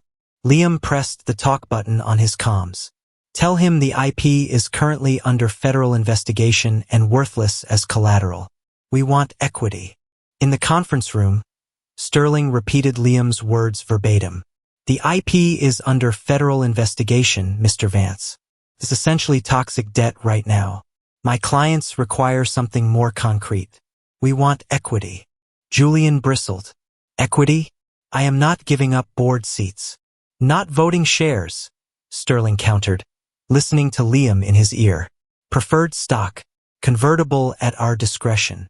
And we want 51% of the holding company that owns the Vance Global Headquarters building. Julian stared at the lawyer. You want the building? That's outrageous. The building alone is worth $400 million. My clients, Liam whispered into the mic, are providing a lifeline to a drowning man. They do not negotiate the price of the rope. Sterling repeated the line. It was cold. It was merciless. Julian gripped his pen so hard his knuckles turned white. He thought about walking out. He thought about going to Arthur and admitting he couldn't fix it. No, he couldn't do that. He was the golden boy. He was the one who succeeded where Liam had failed. He couldn't show weakness now. Fine, Julian gritted out. 51% of the holding company. Convertible preferred stock. What is the interest rate on the principal? 18%, Sterling said. Julian choked. That's predatory. That's borderline illegal. It's a bridge loan, Mr. Vance. You're welcome to seek better terms at Chase or Goldman Sachs. Oh wait, you already did. And they showed you the door. Julian closed his eyes for a second. The pressure in his chest was unbearable. He just needed the cash. Once he fixed the shipping lanes and paid off the right politicians to bury the Pentagon probe, the stock would bounce back. He could refinance the loan in 6 months. "Draw up the papers," Julian said, his voice defeated. In the SUV, Liam leaned back against the leather seat, a slow, dark smile spreading across his face. "He took the bait," Elena said from the front seat, monitoring the financial feeds. "Julian always overestimates his own intelligence," Liam replied softly. "He thinks he's buying time. What did he really buy?" "A ticking bomb," Liam said. "Transfer the funds. Let him think he can breathe." Chapter 16. The Grandfather. The Westwood estate in Connecticut was less of a nursing home and more of a luxury resort for billionaires whose minds or bodies were failing. Richard Vance, Arthur's father and the original founder of Vance Industries, before Arthur rebranded it, sat in a wheelchair overlooking a pristine private lake. He was 89, physically frail, but his mind was still as sharp and jagged as broken glass. A nurse stepped onto the patio. "Mr. Vance, you have a visitor." Richard didn't turn his head. "If it's Arthur, tell him I'm dead." "It's not Arthur," a voice said. Richard slowly turned his wheelchair. Liam stood in the doorway of the patio. The afternoon sun cast long shadows across his face. Richard stared at him for a long, silent moment. His cloudy blue eyes narrowed, then widened, then narrowed again. Suddenly, the old man threw his head back and let out a loud, cackling laugh that ended in a coughing fit. "I knew it," Richard rasped, slamming his hand down on the armrest of his wheelchair. "I told that arrogant prick Arthur he didn't finish the job. I told him you can't bury a Vance in a cage and expect him to stay there." Liam walked forward, pulling up a wrought iron chair, and sat next to his grandfather. "Hello, Granddad." "Look at you," Richard said, leaning in, inspecting Liam like a prized racehorse. "You lost the baby fat. You lost that pathetic need to please everybody. You look like a killer, Liam. Finally. I learned a few things while I was away." "I bet you did," Richard sneered. "Your father thinks you're rotting away in a gutter somewhere." Julian struts around like a peacock. "The nanny's brat sitting in my chair." The old man spat on the patio stones. "Disgusting." "I'm fixing that," Liam said quietly. "I know you are." Richard smiled wickedly. "I still have friends on Wall Street. I heard about the shipping freeze. I heard about the private equity loan from Vanguard Capital. A masterpiece of a squeeze play. Vanguard is a shell, isn't it? It's you." Liam didn't confirm or deny it. He just looked at the lake. "Why are you here, Liam? You don't need my money. Obviously." "I need leverage," Liam said, turning back to the old man. "I have Julian trapped financially, but Arthur is the firewall. If Julian fails completely, Arthur will step in, use his personal fortune, and stabilize the board. I need to sever Arthur from the board of directors permanently." Richard's eyes gleamed with malice. He hated Arthur. Arthur had forced him out of the company 20 years ago in a ruthless boardroom coup, claiming the old man was going senile. "You want the kill shot for your father?" Richard whispered. "Yes." Richard reached into his cardigan pocket and pulled out a small, ornate silver key. "There's a safety deposit box at the First National Bank in Zurich," Richard said, handing the key to Liam. 30 years ago, Arthur negotiated a union dispute at the Seattle plants. The union leader disappeared. Everyone thought he took a payoff and moved to Mexico. Liam looked at the key. "What's in the box?" "The proof that he didn't take a payoff," Richard said, a grim smile on his face. "The proof that Arthur paid a private security firm to make him disappear permanently. The wire transfers, the encrypted emails. Everything." Liam felt a chill run down his spine. He knew his father was ruthless. But murder? "Why didn't you use this when he forced you out?" Liam asked. "Because it would have destroyed the company," Richard said simply. "And I loved the company more than I hated Arthur. But I don't care anymore. I'm dying. The company belongs to a usurper. Burn it all down, Liam." Liam closed his fist around the key. It was the ultimate weapon. "Thank you, Granddad." "Don't thank me," Richard growled. turning his wheelchair back toward the lake. Just promise me one thing. Make sure Arthur knows it was me who handed you the gun. Chapter 17. The Squeeze. With the $300 million injection from the Vanguard loan, Julian felt a surge of arrogant confidence. He moved quickly. He wired $50 million to Horizon Shipping, paying exorbitant bribe rates to bypass the blockades. He authorized another $20 million to a high-powered lobbying firm in D.C. to smother the Pentagon investigation. For 48 hours, Vance Global stock stabilized. The bleeding stopped. Julian was in his office, feeling like a genius, when the trap slammed shut. His assistant Chloe ran into the office, completely ignoring protocol. She didn't knock. "Julian, look at the Asian markets," she gasped. Julian quickly pulled up his Bloomberg terminal. Vance Global's primary manufacturing plants in Shenzhen, Taiwan, and Vietnam had just declared a massive, synchronized labor strike. "What is this?" Julian demanded. "We just negotiated their contracts 6 months ago. The union leaders are claiming unsafe working conditions and wage theft," Chloe said. "They've barricaded the factories. Production is at zero. Then call the local authorities.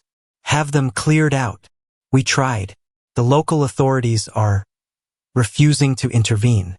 Julian, someone paid off the local governments. The police won't touch the factories." Julian stared at the screen. The shipping lanes didn't matter anymore. It didn't matter if he had boats if he had nothing to put on them. In Chinatown, Elias Vance sat in his mahjong parlor, laughing as he read the reports. He had made 4 phone calls to his syndicate bosses in Asia. That was all it took to shut down half the tech manufacturing in the hemisphere. Back in Julian's office, a second alarm rang on his computer. It was an automated legal notice from Vanguard Capital. Julian clicked it open. His blood ran cold. Notice of default. He grabbed the phone and dialed the proxy lawyer, Sterling. "What is this?" Julian screamed into the receiver. "I just made the first interest payment yesterday. I'm not in default. Check Clause 4, Section B of the loan agreement, Mr. Vance." Sterling's voice was infuriatingly calm. "The Material Adverse Change Covenant. It stipulates that if Vance Global's manufacturing output drops below 60% capacity for more than 24 hours, the lender has the right to accelerate the loan. It's a temporary strike. It's a material adverse change," Sterling corrected. "The full principal of $300 million, plus penalties, is due immediately. I don't have $300 million in liquid cash. I just spent 70 of it." "Then per the agreement," Sterling said softly, "Vanguard Capital will immediately take possession of the collateral, the 51% equity in the headquarters holding company. You no longer own your own building, Mr. Vance. You are now our tenant, and we are tripling the rent." The phone clicked dead. Julian stood frozen. He had just lost the Vance Global Tower, the symbol of their empire. He stumbled backward, falling into his leather chair. The walls of his perfect life were suddenly closing in, crushing him. He was playing a game of chess against an opponent he couldn't see, and he had just lost his queen. Chapter 18. Ghosts in the City. The Metropolitan Museum of Art was hosting a charity auction for pediatric cancer research. It was the kind of event where billionaires bought terrible paintings for $500,000 just to get their names in the society pages. Sarah Vance attended alone. Julian was trapped at the office, fighting what he called a minor brushfire that was keeping him up for 3 days straight. She wore a stunning backless black gown. She smiled at the cameras, kissed the cheeks of the right socialites, and held a paddle during the auction. But inside she was hollow. Julian's temper had become erratic. He was drinking heavily at night. The man she had married, the calm, perfect gentleman who had saved her from the tragedy of Liam's betrayal, was fracturing. And then there was the letter. The letter was still sitting in her purse. She hadn't opened it. She was terrified of what was inside. "Lot number 42, the auctioneer called out. "A beautiful impressionist piece by a local artist. We'll start the bidding at $50,000. Sarah raised her paddle. It was a nice painting. Blue hues. Peaceful. She needed peaceful. 50,000 to the lovely Mrs. Vance. the auctioneer smiled. Sarah lowered her paddle. 100,000. The voice came from the back of the room. It was deep, calm, and effortlessly commanding. Sarah froze. The air in her lungs vanished. No, it's impossible. 100,000 to the gentleman in the back, the auctioneer said. Do I hear 150? Sarah slowly, painfully turned her head toward the back of the room. The lights in the audience were dim, but she could see a tall figure standing near the exit. He was wearing a dark, impeccably tailored suit. The shadows obscured his face, but the broad shoulders, the way he stood. 150, the auctioneer prompted. Sarah mechanically raised her paddle, her eyes locked on the figure in the back. 150 to Mrs. Vance. 500,000. The voice was louder this time, clearer. It hit Sarah like a physical blow. The cadence, the tone. The crowd gasped at the sudden jump in price. People turned around to look at the generous donor. The man stepped out of the shadows and into the dim spill of light from the stage. It was Liam. He looked incredible. The softness of his youth was gone, replaced by sharp, dangerous angles. His eyes, which used to look at her with such warmth and devotion, were completely cold. Sarah dropped her paddle.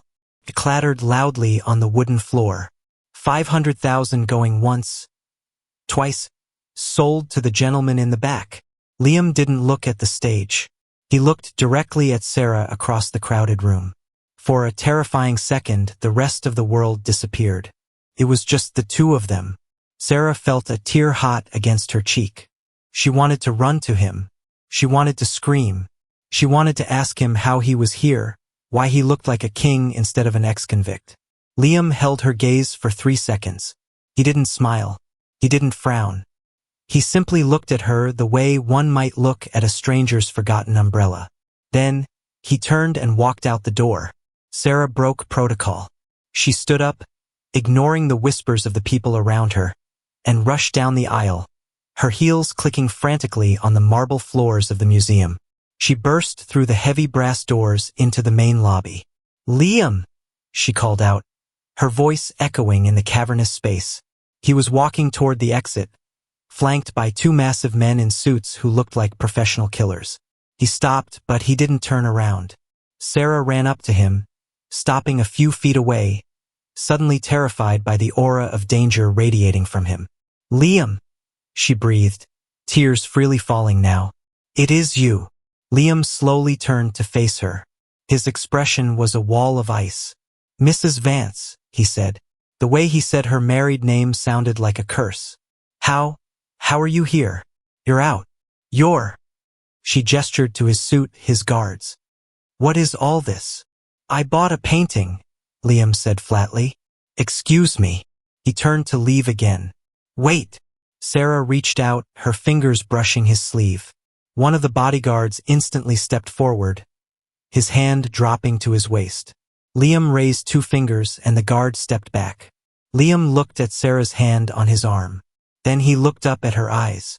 "Don't," Liam said, his voice dropping to a low, terrifying whisper. "Don't pretend you're happy to see me. Don't pretend you didn't sit on a witness stand and lie under oath to send me to a cage. Julian told me." "I don't care what Julian told you." Liam cut her off, his eyes burning with a sudden, intense blue fire. "You made your choice, Sarah. You chose the winner. But the game isn't over." He pulled his arm away from her grasp. "Enjoy your evening," Liam said. He walked out of the museum, disappearing into the New York night, leaving Sarah standing alone in the lobby, finally realizing that the nightmare hadn't ended 5 years ago. It was just beginning. Sarah finally sees the monster she helped create. Do you feel bad for her? Or did she get exactly what she deserved? Let me know in the comments. Chapter 19.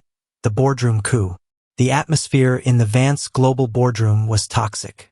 The emergency meeting had been called by Arthur Vance himself. He sat at the head of the massive mahogany table, his face a mask of furious disappointment. Julian sat to his right, looking haggard. He had dark circles under his eyes and his tie was slightly askew. The 12 board members sat in tense silence. Let me summarize the events of the past week, Arthur said, his voice echoing in the quiet room. We have lost our primary shipping routes. Our Asian manufacturing is completely frozen by a strike. We are under federal investigation for defrauding the Pentagon. And, as of yesterday afternoon, we no longer own the building we are currently sitting in because Julian defaulted on a toxic bridge loan. The board members murmured nervously. Dad, I can explain, Julian started, his voice defensive. You will refer to me as Mr. Chairman in this room, Arthur snapped, slamming his hand on the table. You do not have explanations, Julian. You have excuses. You walked into a coordinated ambush and you handed them the keys to the castle. It's a targeted attack, Julian argued, standing up. Someone is manipulating the market. Vanguard Capital isn't a real firm. They're a front. I don't care if they are a front for the devil himself, Arthur roared, standing to meet Julian's gaze. Your job is to protect this company. 5 years ago, I removed my own flesh and blood because he threatened this company. Do you think I won't do the same to you? The words hung in the air like a guillotine. Julian stared at Arthur. The fatherly warmth, the approval he had craved his entire life and finally won, vanished in an instant. He saw exactly what Liam had seen 5 years ago. Arthur only loved success. I demand a vote of no confidence, Arthur announced to the board. I am stepping back in as acting CEO, effective immediately. Julian is suspended pending a full internal review. Julian felt the floor drop out from under him. He was being tossed aside. Just like Liam. You can't do this, Julian hissed. I built the tech division. I tripled the stock. And you lost it all in 5 days, Arthur said coldly. Sit down, Julian. It's over. The board voted. It was unanimous. Julian was out. Arthur adjusted his suit jacket, taking control. First order of business. I am injecting 200 million of my personal capital into the company to stabilize the stock. I will personally fly to Zurich tomorrow to meet with our primary European creditors to reassure them. As Arthur spoke, Julian backed away from the table. He felt humiliated, exposed. He walked out of the boardroom without saying another word. He had to fix this. He had to prove to Arthur that he was superior. He needed to find out who was behind Vanguard Capital and destroy them. He pulled out his phone and dialed a number he hadn't used in years. It was a private investigator, a former CIA operative who didn't ask questions. I need you to trace a shell company, Julian whispered into the phone as he walked down the hallway. Vanguard Capital. Find the beneficial owner. I don't care how much it costs. I need a name. Chapter 20. The Margin Call. Arthur Vance felt a surge of vitality he hadn't felt in years. He was back in the pilot's seat. He had saved the company from his biological son, and now he was saving it from his adopted one. He was the only true king. He sat in the back of his armored limousine, heading toward Teterboro Airport. His private jet was fueled and waiting to take him to Zurich. He poured himself a glass of scotch, admiring the New York skyline. His private cell phone buzzed. It was an unknown number. Arthur rarely answered unknown numbers, but he was feeling invincible. He picked it up. Arthur Vance, he answered crisply. Arthur, a voice said. Arthur froze. The glass of scotch halfway to his lips stopped moving. He knew that voice. It was deeper, colder, but the cadence was unmistakable. Liam, Arthur breathed, his heart skipping a beat. You sound surprised, father. Didn't Julian tell you I was out? Liam, what is this? Arthur's mind raced. Why was Liam calling him now? How did he get this number? If you're calling for money, you're wasting your time. You are no longer part of this family. I don't want your money, Arthur. Liam's voice came through the speaker, smooth and lethal. I already have it. Arthur frowned. What are you talking about? Vanguard Capital. The bridge loan Julian took out. The holding company that owns the Vance Tower. Liam paused, letting the silence stretch. It's me, Arthur. I own the building you're sitting in. Well, we're sitting in. The scotch glass slipped from Arthur's hand, spilling amber liquid over the plush leather seats. That's a lie, Arthur snapped, panic finally piercing his arrogant armor. "You're a penniless convict. You don't have $300 million. "I have a lot more than that," Liam said. "I also have the Asian shipping lanes. I bought the labor unions in Shenzhen. I leaked the Orion memo to the Pentagon." Arthur couldn't breathe. The master architect of his destruction was his own discarded son. "Why?" Arthur choked out. "You're destroying your own legacy." "My legacy died the day you left me in that interrogation room," Liam said, his voice entirely devoid of emotion. "You told me you built Vance Global from nothing, and you wouldn't let me destroy it." "Liam, please." "I'm not destroying it, Arthur. I'm taking it. Have a safe flight to Zurich." "Wait," Arthur yelled. "What are you doing in Zurich?" "I hear the First National Bank has excellent safety deposit boxes," Liam said. "Especially box 704. The one Grandad told me about." Arthur's face turned the color of ash. "The Seattle Union dispute. The murder." "Liam, don't do this." Arthur screamed into the phone. "Liam." The line went dead. Arthur dropped the phone. He looked at his shaking hands. The empire he had built, the empire he had sacrificed his soul and his son to protect, was already gone. Liam wasn't just coming for his money. He was coming for his freedom. Chapter 21. The Return of the Ghost.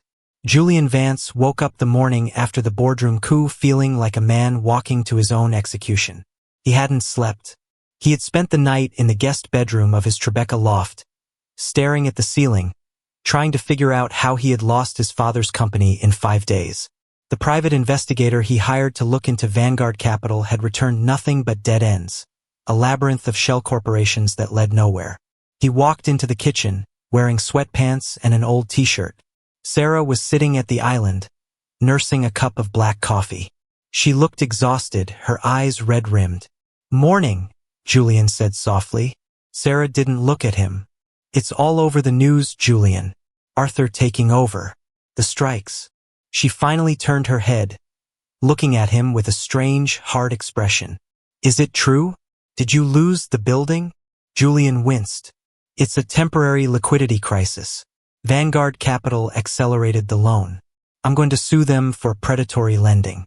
Once Arthur stabilizes the stock in Zurich, we can renegotiate." "You're lying to yourself," Sarah said, her voice flat. "Sarah, please. Not right now. I need you on my side."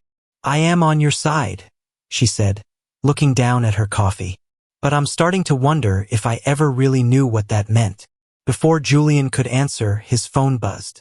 It was an alert from the Wall Street Journal app. Breaking. Vance Global Headquarters acquired in hostile takeover by anonymous conglomerate. New owner to address press at noon. Julian felt his stomach drop. "Vanguard sold the building," he whispered. "They flipped it overnight." "Who bought it?" Sarah asked. "I don't know." Julian practically ran to the bedroom to get dressed. He had to be there. He had to see who was carving up his empire. By 11:30 a.m., the plaza outside the Vance Global Tower was swarming with reporters, camera crews, and nervous employees. Julian pushed his way through the crowd, showing his executive badge to the security guards who looked at him with a mix of pity and confusion. He made it to the front row, standing near the entrance of the building he used to own. At exactly 11:55 a.m., 3 sleek black Maybachs pulled up to the curb. The crowd went silent. The flashbulbs started popping. The doors opened simultaneously. Four massive men in tailored suits stepped out, quickly forming a perimeter. Then, the rear door of the center car opened. A man stepped out. He was tall, broad-shouldered, wearing a charcoal gray suit that screamed quiet, devastating wealth. He adjusted his cuffs, his face hidden by a pair of dark sunglasses. Julian squinted, trying to recognize the man. A rival CEO? A foreign investor? The man took off his sunglasses and handed them to an assistant. Julian stopped breathing. The murmurs in the crowd died instantly. Reporters who had covered the high-profile trial 5 years ago stared in shock. It was Liam Vance. He didn't look like the broken, panicked boy they remembered. He looked like a predator that had just finished a meal. He looked exactly like a billionaire. No, Julian whispered, stumbling backward a step. No, that's impossible. Liam ignored the crowd. He ignored the reporters shouting his name. He walked slowly, deliberately, up the steps of the Vance Global Tower. He stopped at the top, turning to face the sea of cameras. He didn't smile. "Good afternoon," Liam said, his voice echoing over the quiet plaza, amplified by a microphone stand set up by his team. "My name is Liam Vance." The crowd erupted. Questions were shouted from every direction. "Mr. Vance, are you the anonymous buyer? How are you out of prison? Where did you get the capital?" Liam raised a single hand. The silence returned instantly. It was a terrifying display of command. 5 years ago, Liam began, his voice calm, cold, and utterly lethal. "I was removed from this company. I was removed from my family. I was told that I was a liability. Today, I am returning as the sole proprietor of the ground you are standing on. Vance Global is no longer the owner of this tower. As of 9 a.m. this morning, they are my tenants." Julian felt like he was having a heart attack. Liam. It was Liam. The shipping lanes. The strikes. Vanguard Capital. It was all him. Liam's eyes scanned the front row of the crowd, landing perfectly on Julian. A slow, chilling smile touched Liam's lips. It was a smile completely devoid of warmth. It was the smile of an executioner. "And," Liam continued, his eyes locked on Julian, "I am serving notice. The rent is due." Liam turned his back on the crowd and walked through the glass doors of his new building. Julian stood frozen on the sidewalk, the world spinning around him. The ghost had returned, and he brought hell with him. Liam just dropped the mic on national television. If you want to see Julian cry, hit that like button. Chapter 22, The Zurich Fire. Arthur Vance hated Zurich. It was cold, sterile, and the bankers had absolutely no sense of humor. He sat in a private, mahogany-paneled meeting room deep inside the First National Bank, across from 3 severe-looking Swiss executives. Arthur had spent the last 2 hours practically begging them not to call in Vance Global's European debts. "Gentlemen," Arthur said, projecting a confidence he absolutely did not feel, "the recent turbulence is a temporary blip, a minor correction. I have personally injected $200 million into the company. The strikes in Asia will be resolved by the end of the week." The lead banker, a man named Muller, steepled his fingers. He looked at Arthur not with respect, but with profound disappointment.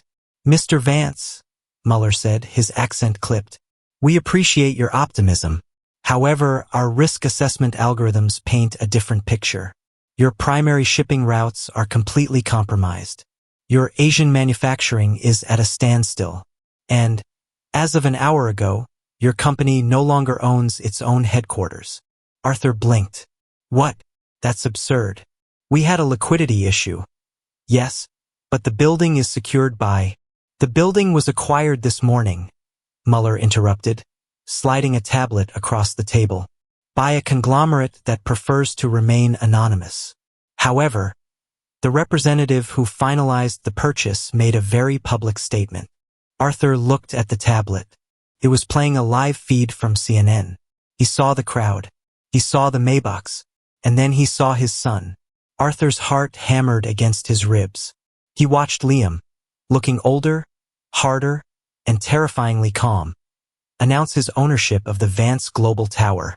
"Liam," Arthur breathed, the word tasting like ash in his mouth, "it appears your internal family dynamics are complicated," Muller noted dryly. "The board of this bank has concluded that Vance Global is entirely too volatile. We are declining your request to extend the credit line. Furthermore, we are initiating a margin call on your existing European debt." "A margin call?" Arthur stared at him. "You can't do that. That's $1 billion. I don't have that kind of liquidity." "Then you will default, Mr. Vance, and we will begin seizing European assets." Muller stood up, buttoning his suit jacket. "The meeting is concluded. Have a safe flight back to New York." The bankers left the room, leaving Arthur alone in the silence. He was ruined. In less than a week, Liam had systematically dismantled a 50-year empire. He had choked the supply, stolen the real estate, and terrified the creditors. Arthur's phone rang. It was an unknown international number. He stared at it for a long time before answering. "Hello," Arthur said, his voice weak. "Did they say no?" Liam's voice came through the line, smooth and unbothered. "Liam, stop this. You've made your point. You've humiliated Julian. You've humiliated me. What more do you want?" "I want the company, Arthur," Liam replied. "I want you to sign it over to me. I would rather burn it to the ground," Arthur yelled, slamming his hand on the table. "You think because you bought a building and manipulated some shipping lanes that you're a king? You're a felon. The board will never accept you." "They won't have a choice," Liam said softly. "Are you still at the First National Bank?" Arthur froze. "Yes." "Why?" "Go to the basement, Arthur," Liam said. "Go to the safety deposit boxes. Ask them to open box 704. "What are you talking about?" "Granddad sends his regards," Liam said. The line went dead. Arthur sat in the empty boardroom for 10 minutes, his mind racing. He remembered Richard's wicked laugh. He remembered the Seattle strike 30 years ago, the union leader, the payoff, the incident. Arthur stood up, his legs shaking slightly. He walked out of the room, found a bank manager, and demanded to go to the vault.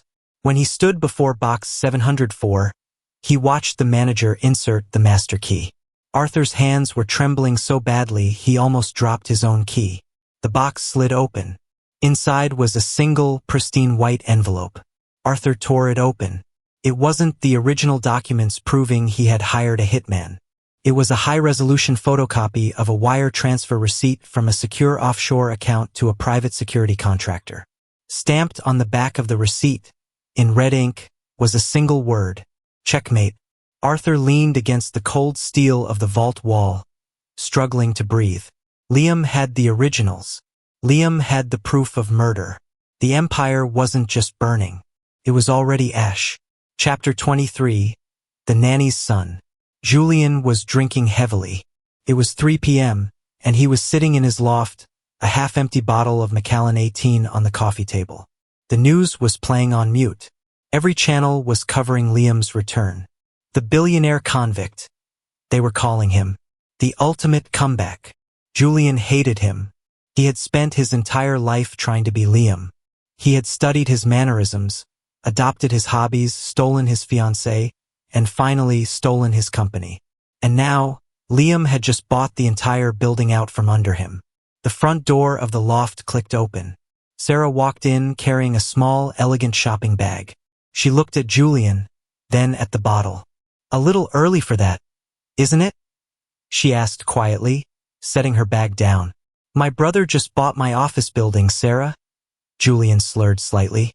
"I think I deserve a drink." Sarah sighed, walking into the kitchen. "He's not your brother, Julian, and you don't own the company anymore. Arthur fired you, remember?" Julian stood up, swaying slightly. "He suspended me. He's in Zurich right now, fixing the mess Liam created. When he gets back, he'll reinstate me." "Will he?" Sarah turned to face him, crossing her arms. "Or will he throw you to the wolves the same way he threw Liam?" Julian stopped. He stared at her, anger flaring in his eyes. "Don't you dare compare me to him." Liam was weak. He was born with a silver spoon and he choked on it. "Liam didn't choke," Sarah said, her voice dropping to a dangerous whisper. "He was pushed." The silence in the loft was deafening. "What did you just say?" Julian asked, his voice suddenly sober. Sarah walked over to her purse on the counter. She reached inside and pulled out the letter she had found 2 days ago. She threw it onto the coffee table, next to the whiskey bottle. "I found this," Sarah said. "It was addressed to me. It's from a private investigator in Seattle." Julian looked at the letter, but he didn't touch it. "What does it say?" "It says that 5 years ago, a massive offshore account was opened in Liam's name, but the IP address used to authorize the creation of that account was traced back to this apartment." Sarah stepped closer to him, her eyes filled with tears and profound disgust. Liam didn't have access to this apartment then, Julian. You did. You lived here. Julian swallowed hard. His mind raced, looking for an angle, a lie, a way out. It's a fake, Julian stammered. Liam must have sent it. He's trying to manipulate you. He's trying to turn us against each other. Stop lying, Sarah screamed, her voice cracking. Stop lying to me. I sat on a witness stand and told the world he was a greedy, arrogant criminal because you told me he was. Because you showed me the proof. Julian reached out for her. Sarah, please. I did it for us. He didn't deserve you. He didn't appreciate the company. I just leveled the playing field. Sarah slapped his hand away. You didn't level the playing field. You destroyed an innocent man's life. And you made me an accomplice. She turned and walked toward the bedroom. I'm packing my things. I can't look at you anymore. Sarah, wait. Julian yelled, panic finally setting in. If you leave now, you'll look like a gold digger. You'll look like you're jumping ship because I lost the CEO title. Sarah stopped in the hallway. She didn't turn around. I don't care what I look like, she said softly. I care about what I am. And I'm married to a monster. Julian watched her walk away, realizing that his perfect life, carefully constructed over 5 years of lies, was unraveling faster than he could stitch it back together. Julian is losing everything. Do you think Sarah deserves a second chance with Liam? Or is she just as guilty? Let me know in the comments. Chapter 24. The Spider's Web. Liam stood by the floor-to-ceiling windows of his new penthouse in Manhattan, looking out over the city. It was a vastly different view than the one he had from his corner office at Vance Global. It was higher, colder. Behind him, Elena Rostova sat on a white leather sofa, scrolling through a tablet. The margin call in Zurich was executed perfectly, Elena reported, her accent crisp in the quiet room.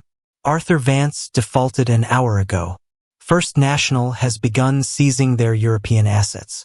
The stock is in freefall. Vance Global is effectively bankrupt. And Arthur? Liam asked, not turning around. He's currently on his private jet, heading back to New York. Flight logs indicate he authorized a massive transfer from his personal accounts to the company earlier today, trying to cover the margin. Elena smiled, a thin, cruel expression. He drained his own liquidity to save a sinking ship. He is out of bullets. Liam took a sip of his coffee. The chairman's plan was working flawlessly. The strategy wasn't just to take the company. It was to force Arthur to burn his own resources trying to save it, leaving him completely exposed. What about Julian? Liam asked. Our surveillance teams report that Sarah Hayes left their Tribeca loft 3 hours ago with 2 suitcases. She checked into a hotel under her maiden name. Elena looked up. It seems the leak you authorized regarding the IP address reached her. Liam felt a strange twinge in his chest at the mention of Sarah, but he instantly crushed it. She had made her choice. Julian is currently attempting to contact emergency PR firms, Elena continued, but no one will take his calls. The billionaire convict narrative has completely overshadowed him. He is radioactive.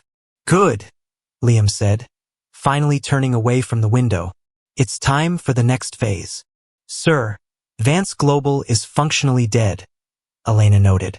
Why not just execute a hostile takeover of the remaining shares right now? They are trading for pennies. We could own the entire board by tomorrow morning. Because, Liam said, his voice dropping to a dangerous register, I don't just want the company. I want them to know exactly why they lost it. Set up a meeting. Tomorrow at noon. With whom? With all of them, Liam said. Arthur, Julian, and the remaining board members. Tell them if they don't show up, I release the contents of box 704 to the FBI. Elena raised an eyebrow.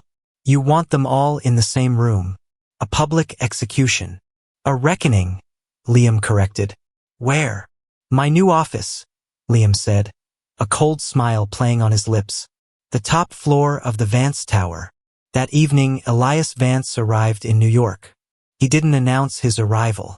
He simply showed up at Liam's penthouse, bypassing security with unsettling ease. Liam found him pouring a glass of bourbon at the wet bar. "Nice place," Elias grunted, not looking up. "A bit sterile for my taste. Needs more cigarette smoke and questionable decisions." "What are you doing here, Elias?" Liam asked, leaning against the doorframe. "I told you to hold the Asian markets. I am holding them, tighter than a vice." Elias took a sip of the bourbon, closing his eyes in appreciation. "But I heard the news. You bought the tower. You broke Arthur in Zurich. You're moving faster than the chairman ever did." "The chairman was patient. I'm motivated." Elias chuckled, a raspy, dangerous sound. He walked over to Liam, his eyes completely serious. "You're calling a meeting tomorrow," Elias said.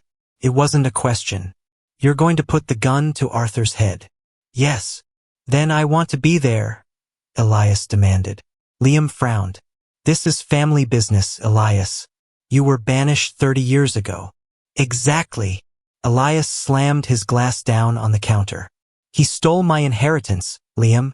He painted me as a degenerate gambler to the board and stole my shares to build his empire. I spent 30 years in the shadows building the chairman's syndicate, waiting for a chance to watch Arthur bleed."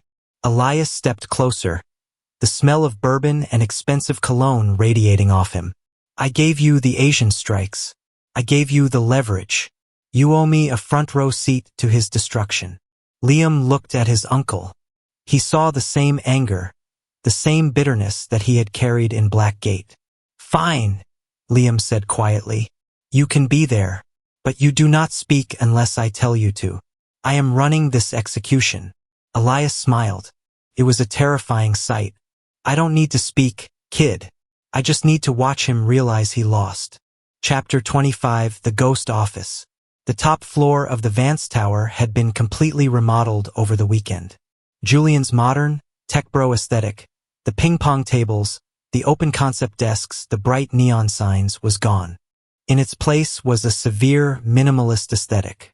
Black marble floors, dark wood paneling, and an intimidating, massive obsidian desk at the far end of the room. It looked less like a corporate office and more like a throne room. At exactly 11:55 a.m., the elevator doors chimed open. Arthur Vance stepped out, looking older than he ever had. His posture was rigid, but his eyes were sunken, dark with exhaustion. Behind him walked Julian, looking frantic and defensive, and three of the most senior board members, looking utterly terrified. They walked into the massive office. Liam was sitting behind the obsidian desk. He didn't stand up. He didn't offer a greeting. He simply watched them approach, flanked by Elena on his left and the massive, scarred presence of Marcus Thorne on his right. Elias Vance sat in a leather armchair in the corner of the room, completely shadowed, nursing a glass of water. Arthur stopped in front of the desk. He looked at Liam, a complex mix of hatred, fear, and reluctant awe warring on his face. "You asked for a meeting," Arthur said, his voice surprisingly steady. "We are here. What are your terms?" "My terms?" Liam leaned back in his chair. "You misunderstand, Arthur. This isn't a negotiation. You have nothing left to negotiate with." Julian stepped forward, unable to contain himself. "You're bluffing. You manipulated the market. The SEC is going to investigate Vanguard Capital, and when they find out it's you, they'll lock you up again." Liam didn't even look at Julian. He kept his eyes on Arthur. "Is he always this loud when he's losing?" Arthur winced. "Julian, be quiet." "No!" Julian yelled. "He's an ex-con. He's trying to steal our company." "Marcus," Liam said softly. Marcus Thorne moved with terrifying speed for a man his size. In 2 strides, he crossed the room, grabbed Julian by the collar of his expensive suit, and slammed him against the wood-paneled wall. "The boss said be quiet," Marcus rumbled, his voice like grinding stones. Julian gasped, his eyes wide with genuine panic. He looked at Arthur for help, but Arthur was staring at Liam. "Let him go, Marcus," Liam ordered. Marcus released Julian, who slumped slightly against the wall, straightening his tie with shaking hands. "Now," Liam said, resting his hands on the desk. Let's talk about Vance Global. The stock is currently trading at $2 a share. You have defaulted on $1 billion of European debt. Your supply chain is dead. The company is, for all intents and purposes, a corpse. Because you murdered it, Arthur stated, his voice cold. No, Arthur. Because you built it on sand, Liam corrected. You built it on the belief that you were untouchable. You thought you could sacrifice your own son to protect your quarterly margins and there would be no consequences. Liam opened a file folder on his desk and slid a document across the polished surface. This is a contract of sale, Liam said. It transfers all voting shares currently held by the Vance family and the remaining board members to Apex Holdings. In exchange, Apex Holdings will assume Vance Global's debt and resolve the shipping crisis. Arthur stared at the document. You want us to give you the company for nothing. You want us to just walk away. You aren't giving it to me, Arthur, Liam said, his voice dropping to a lethal whisper. I am taking it. You are signing that paper so you don't spend the rest of your miserable life in federal prison. Liam reached into his jacket pocket and pulled out the white envelope from box 704. He tossed it onto the contract. The Seattle strike. 30 years ago. Box 704, Liam said. Arthur's face turned completely gray. The board members exchanged confused, terrified looks. Sign it, Liam commanded. Arthur slowly reached out. His hand was shaking. He picked up a pen from the desk. He looked at Julian, who was watching him in horror. Then he looked at Liam, the son he had discarded. You win, Arthur whispered, his voice broken. He signed the document. The board members, realizing the war was over, quickly followed suit. Julian was the last one. He stared at the pen like it was a snake. He looked at Liam, his eyes filled with a lifetime of jealousy and sudden, crushing defeat. I'll sign it, Julian said, his voice trembling. But you have to give me a severance package. I need capital. You get nothing?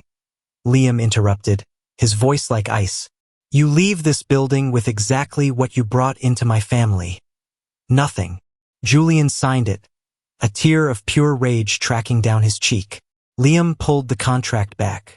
He looked at it, verifying the signatures. The empire was his. You're finished, Liam announced. All of you. Security will escort you to the lobby.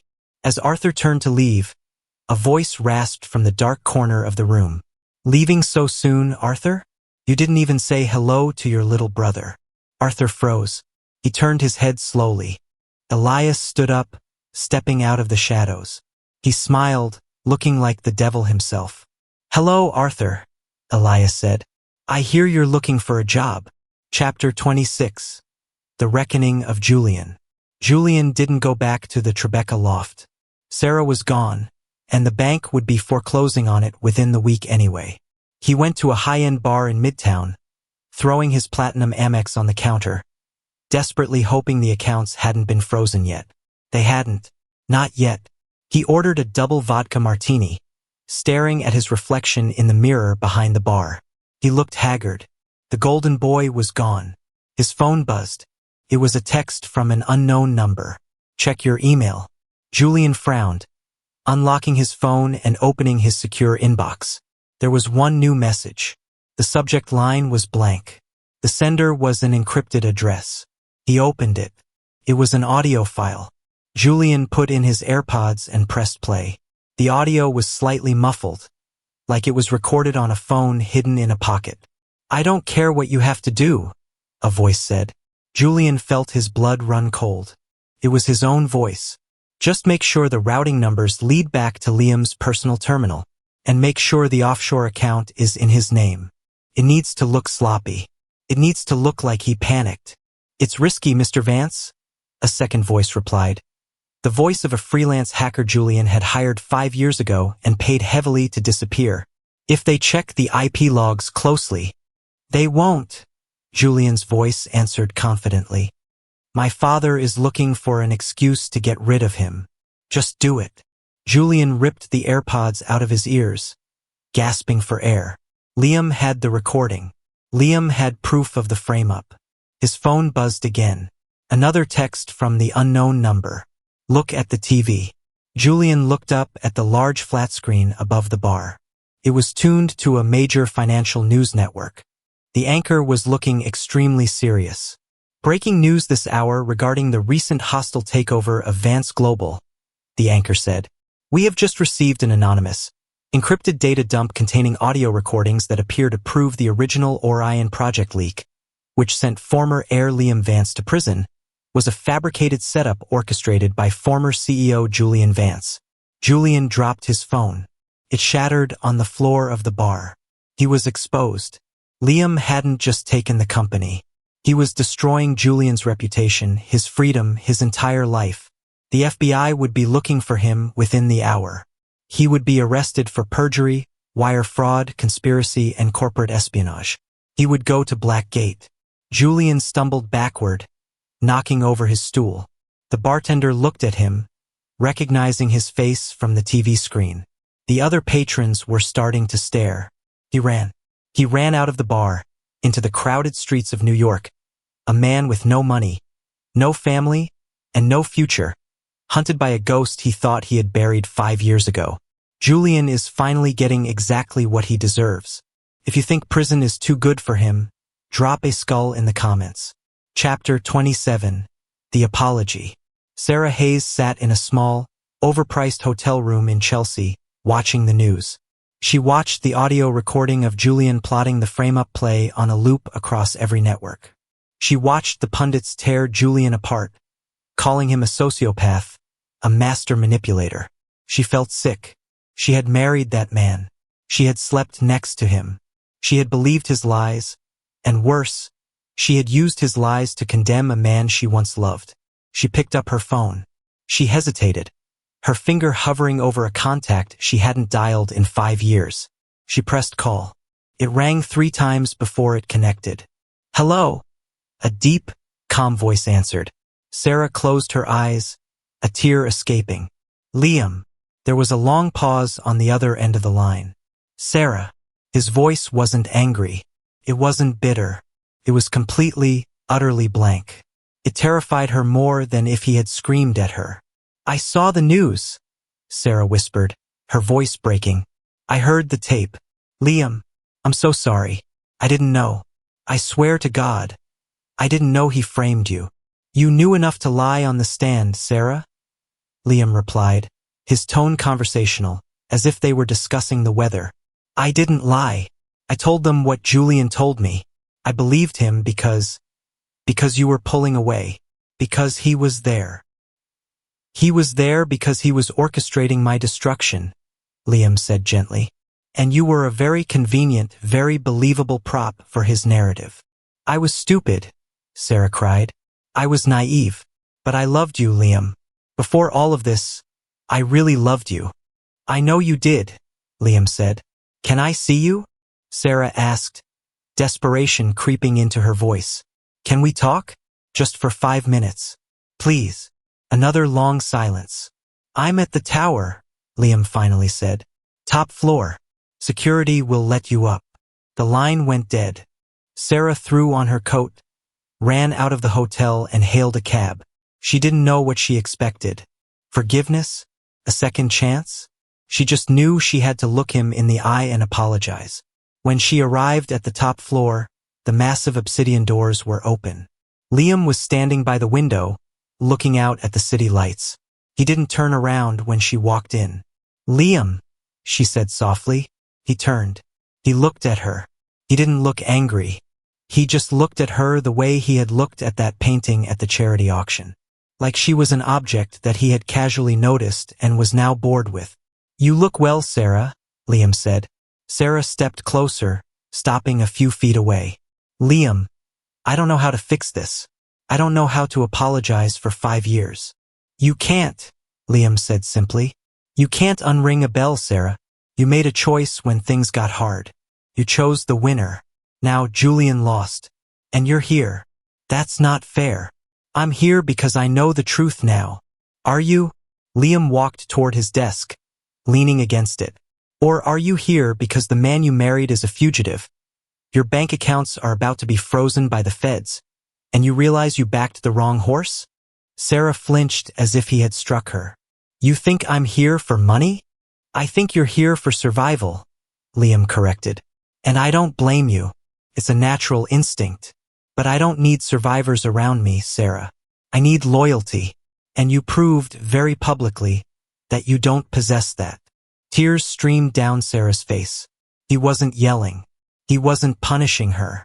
He was just dismissing her. It was worse than hatred. So that's it, Sarah whispered. You just write me off? You wrote me off 5 years ago, Liam said softly. I'm just finally agreeing with your assessment. He pushed a button on his desk phone. Elena, please have security escort Ms. Hayes to the lobby. She is not to be permitted back in the building. Sarah stared at him, realizing the boy she had loved was truly dead, replaced by this cold, untouchable king. She turned and walked out, the heavy doors closing behind her, sealing her fate. Chapter 28. The Fall of Arthur Vance. Arthur Vance sat in the dark library of his massive Connecticut estate. The house was empty. Eleanor had left 2 days ago, flying to a spa retreat in Switzerland to avoid the media circus. She couldn't handle the scandal. She couldn't handle losing the social standing. Arthur was alone with a glass of scotch and a loaded revolver resting on the mahogany desk. He had lost everything. The company he built. The legacy he crafted. His golden boy, Julian, was on the run from the FBI. His biological son, Liam, was a monster who had systematically destroyed him. He picked up the revolver. It was heavy, cold. He stared at it, thinking about Richard, thinking about the union leader in Seattle, thinking about the look in Liam's eyes when he handed over the company. The front doors of the estate chimed. Arthur frowned. He hadn't invited anyone.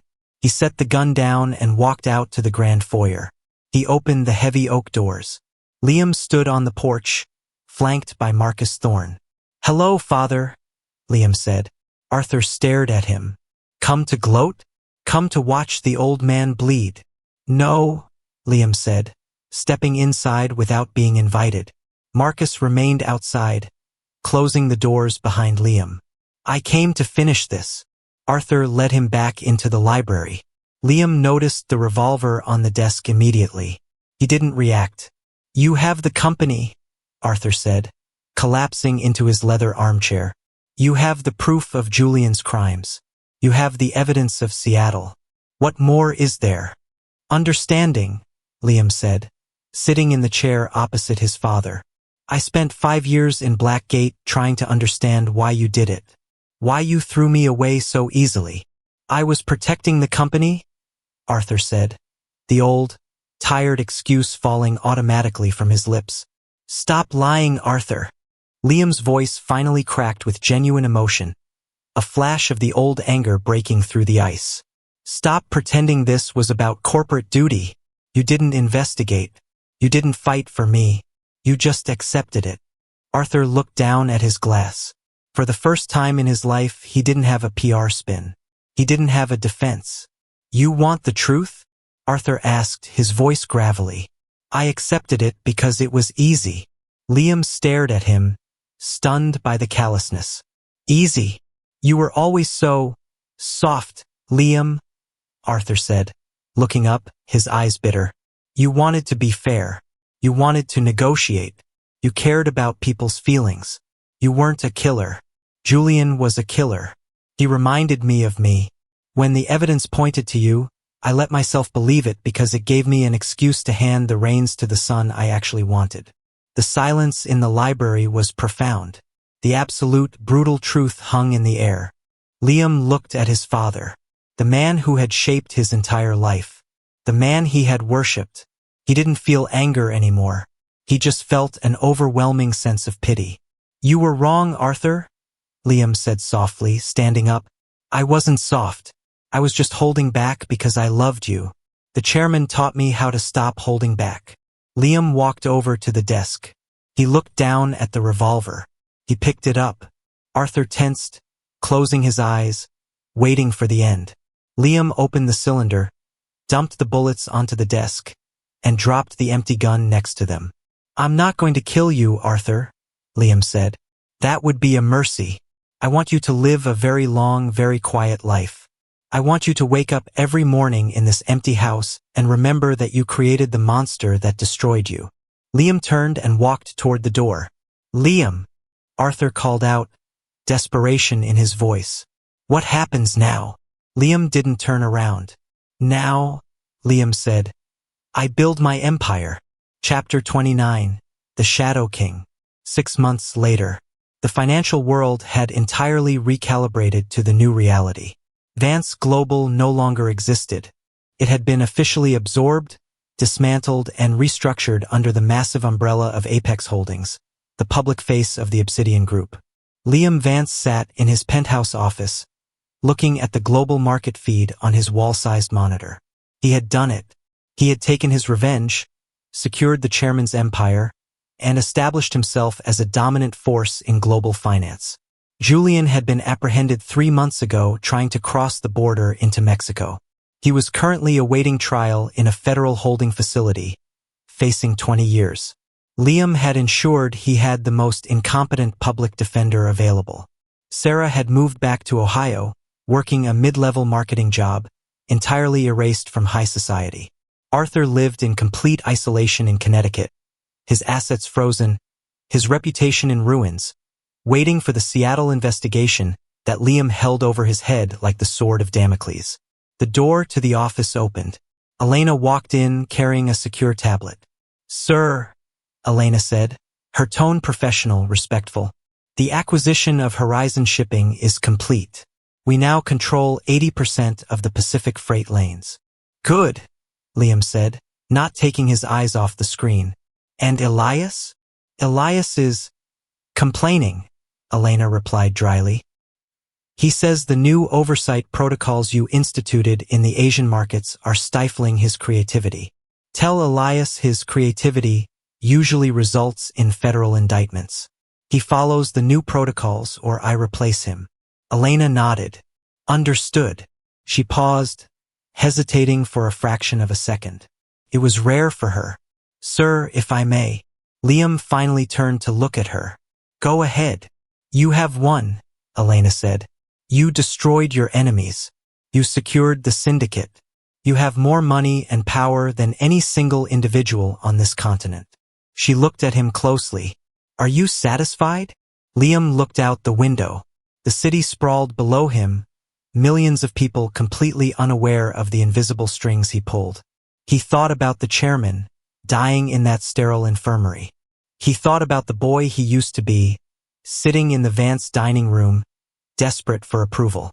Satisfaction is a liability, Elena, Liam said softly. It makes you lazy. It makes you vulnerable. Then what is next? Liam smiled. It was a terrifying, brilliant expression. We stop playing in the shadows, Liam said, walking back to his desk. The chairman built Obsidian to hide from the world. I want to buy the world. Prepare a dossier on the current leading candidates for the upcoming congressional elections. It's time we diversified into politics. The revenge is complete, but the story of the Shadow King is just beginning. If you love this audiobook, smash that like button and tell me in the comments. Did Liam go too far? Or did they all get exactly what they deserved? Chapter 30, The Checkmate. The federal penitentiary at Blackgate was just as bleak and windswept as Liam remembered it. He arrived in a black SUV, flanked by 2 armed guards from his private security firm. The prison warden himself came out to greet him, sweating nervously in his cheap suit. Mr. Vance, the warden stammered, shaking Liam's hand. It's an honor. The new recreational wing you funded is under construction. I expect it to be finished on schedule, Warden, Liam said smoothly. I'm here for my visit. Of course. Right this way. Liam was led through the familiar, oppressive hallways. The sounds, the smells, the tension in the air. It all washed over him, but it no longer scared him. He was no longer inmate 87402. He was a king walking through a graveyard. He was led to a small, private visitation room. The glass partition was reinforced steel and bulletproof glass. A moment later, the door on the other side opened. Julian Vance walked in. He was wearing an orange jumpsuit. He looked small. The arrogant swagger, the perfect hair, the designer clothes, it was all gone, replaced by the hollow, terrified look of a man who realized he was completely out of his depth. Julian sat down in the metal chair, picking up the heavy black phone on the wall. Liam sat opposite him, picking up his receiver. They looked at each other through the thick glass. The golden boy and the outcast. The thief and the king. "You look terrible, Julian," Liam said calmly. Julian's hands were shaking. "Why are you here, Liam? Come to gloat? Come to watch me suffer?" "I'm here to close an account," Liam replied. "You took everything." Julian's voice cracked, tears welling in his eyes. "You took the company. You took Sarah. You took my freedom. You won. Just leave me alone." "I didn't take Sarah," Liam corrected gently. "I just exposed the lie you used to keep her. And I didn't take your freedom. You gave it away when you decided to play a game you weren't smart enough to win." Julian slammed his hand against the glass. "I was smarter than you. I beat you. You just got lucky with Vanguard Capital." Liam sighed, a sound of profound pity. "You still don't understand, do you, Julian?" Liam asked, leaning closer to the glass. "You think you beat me 5 years ago. You think you orchestrated the perfect trap." Julian frowned, confusion momentarily replacing the fear. "I did."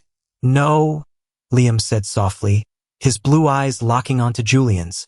"You executed a sloppy, emotional frame-up that left a dozen loose ends. If my father hadn't been desperate to find an excuse to fire me, you would have been caught in a week."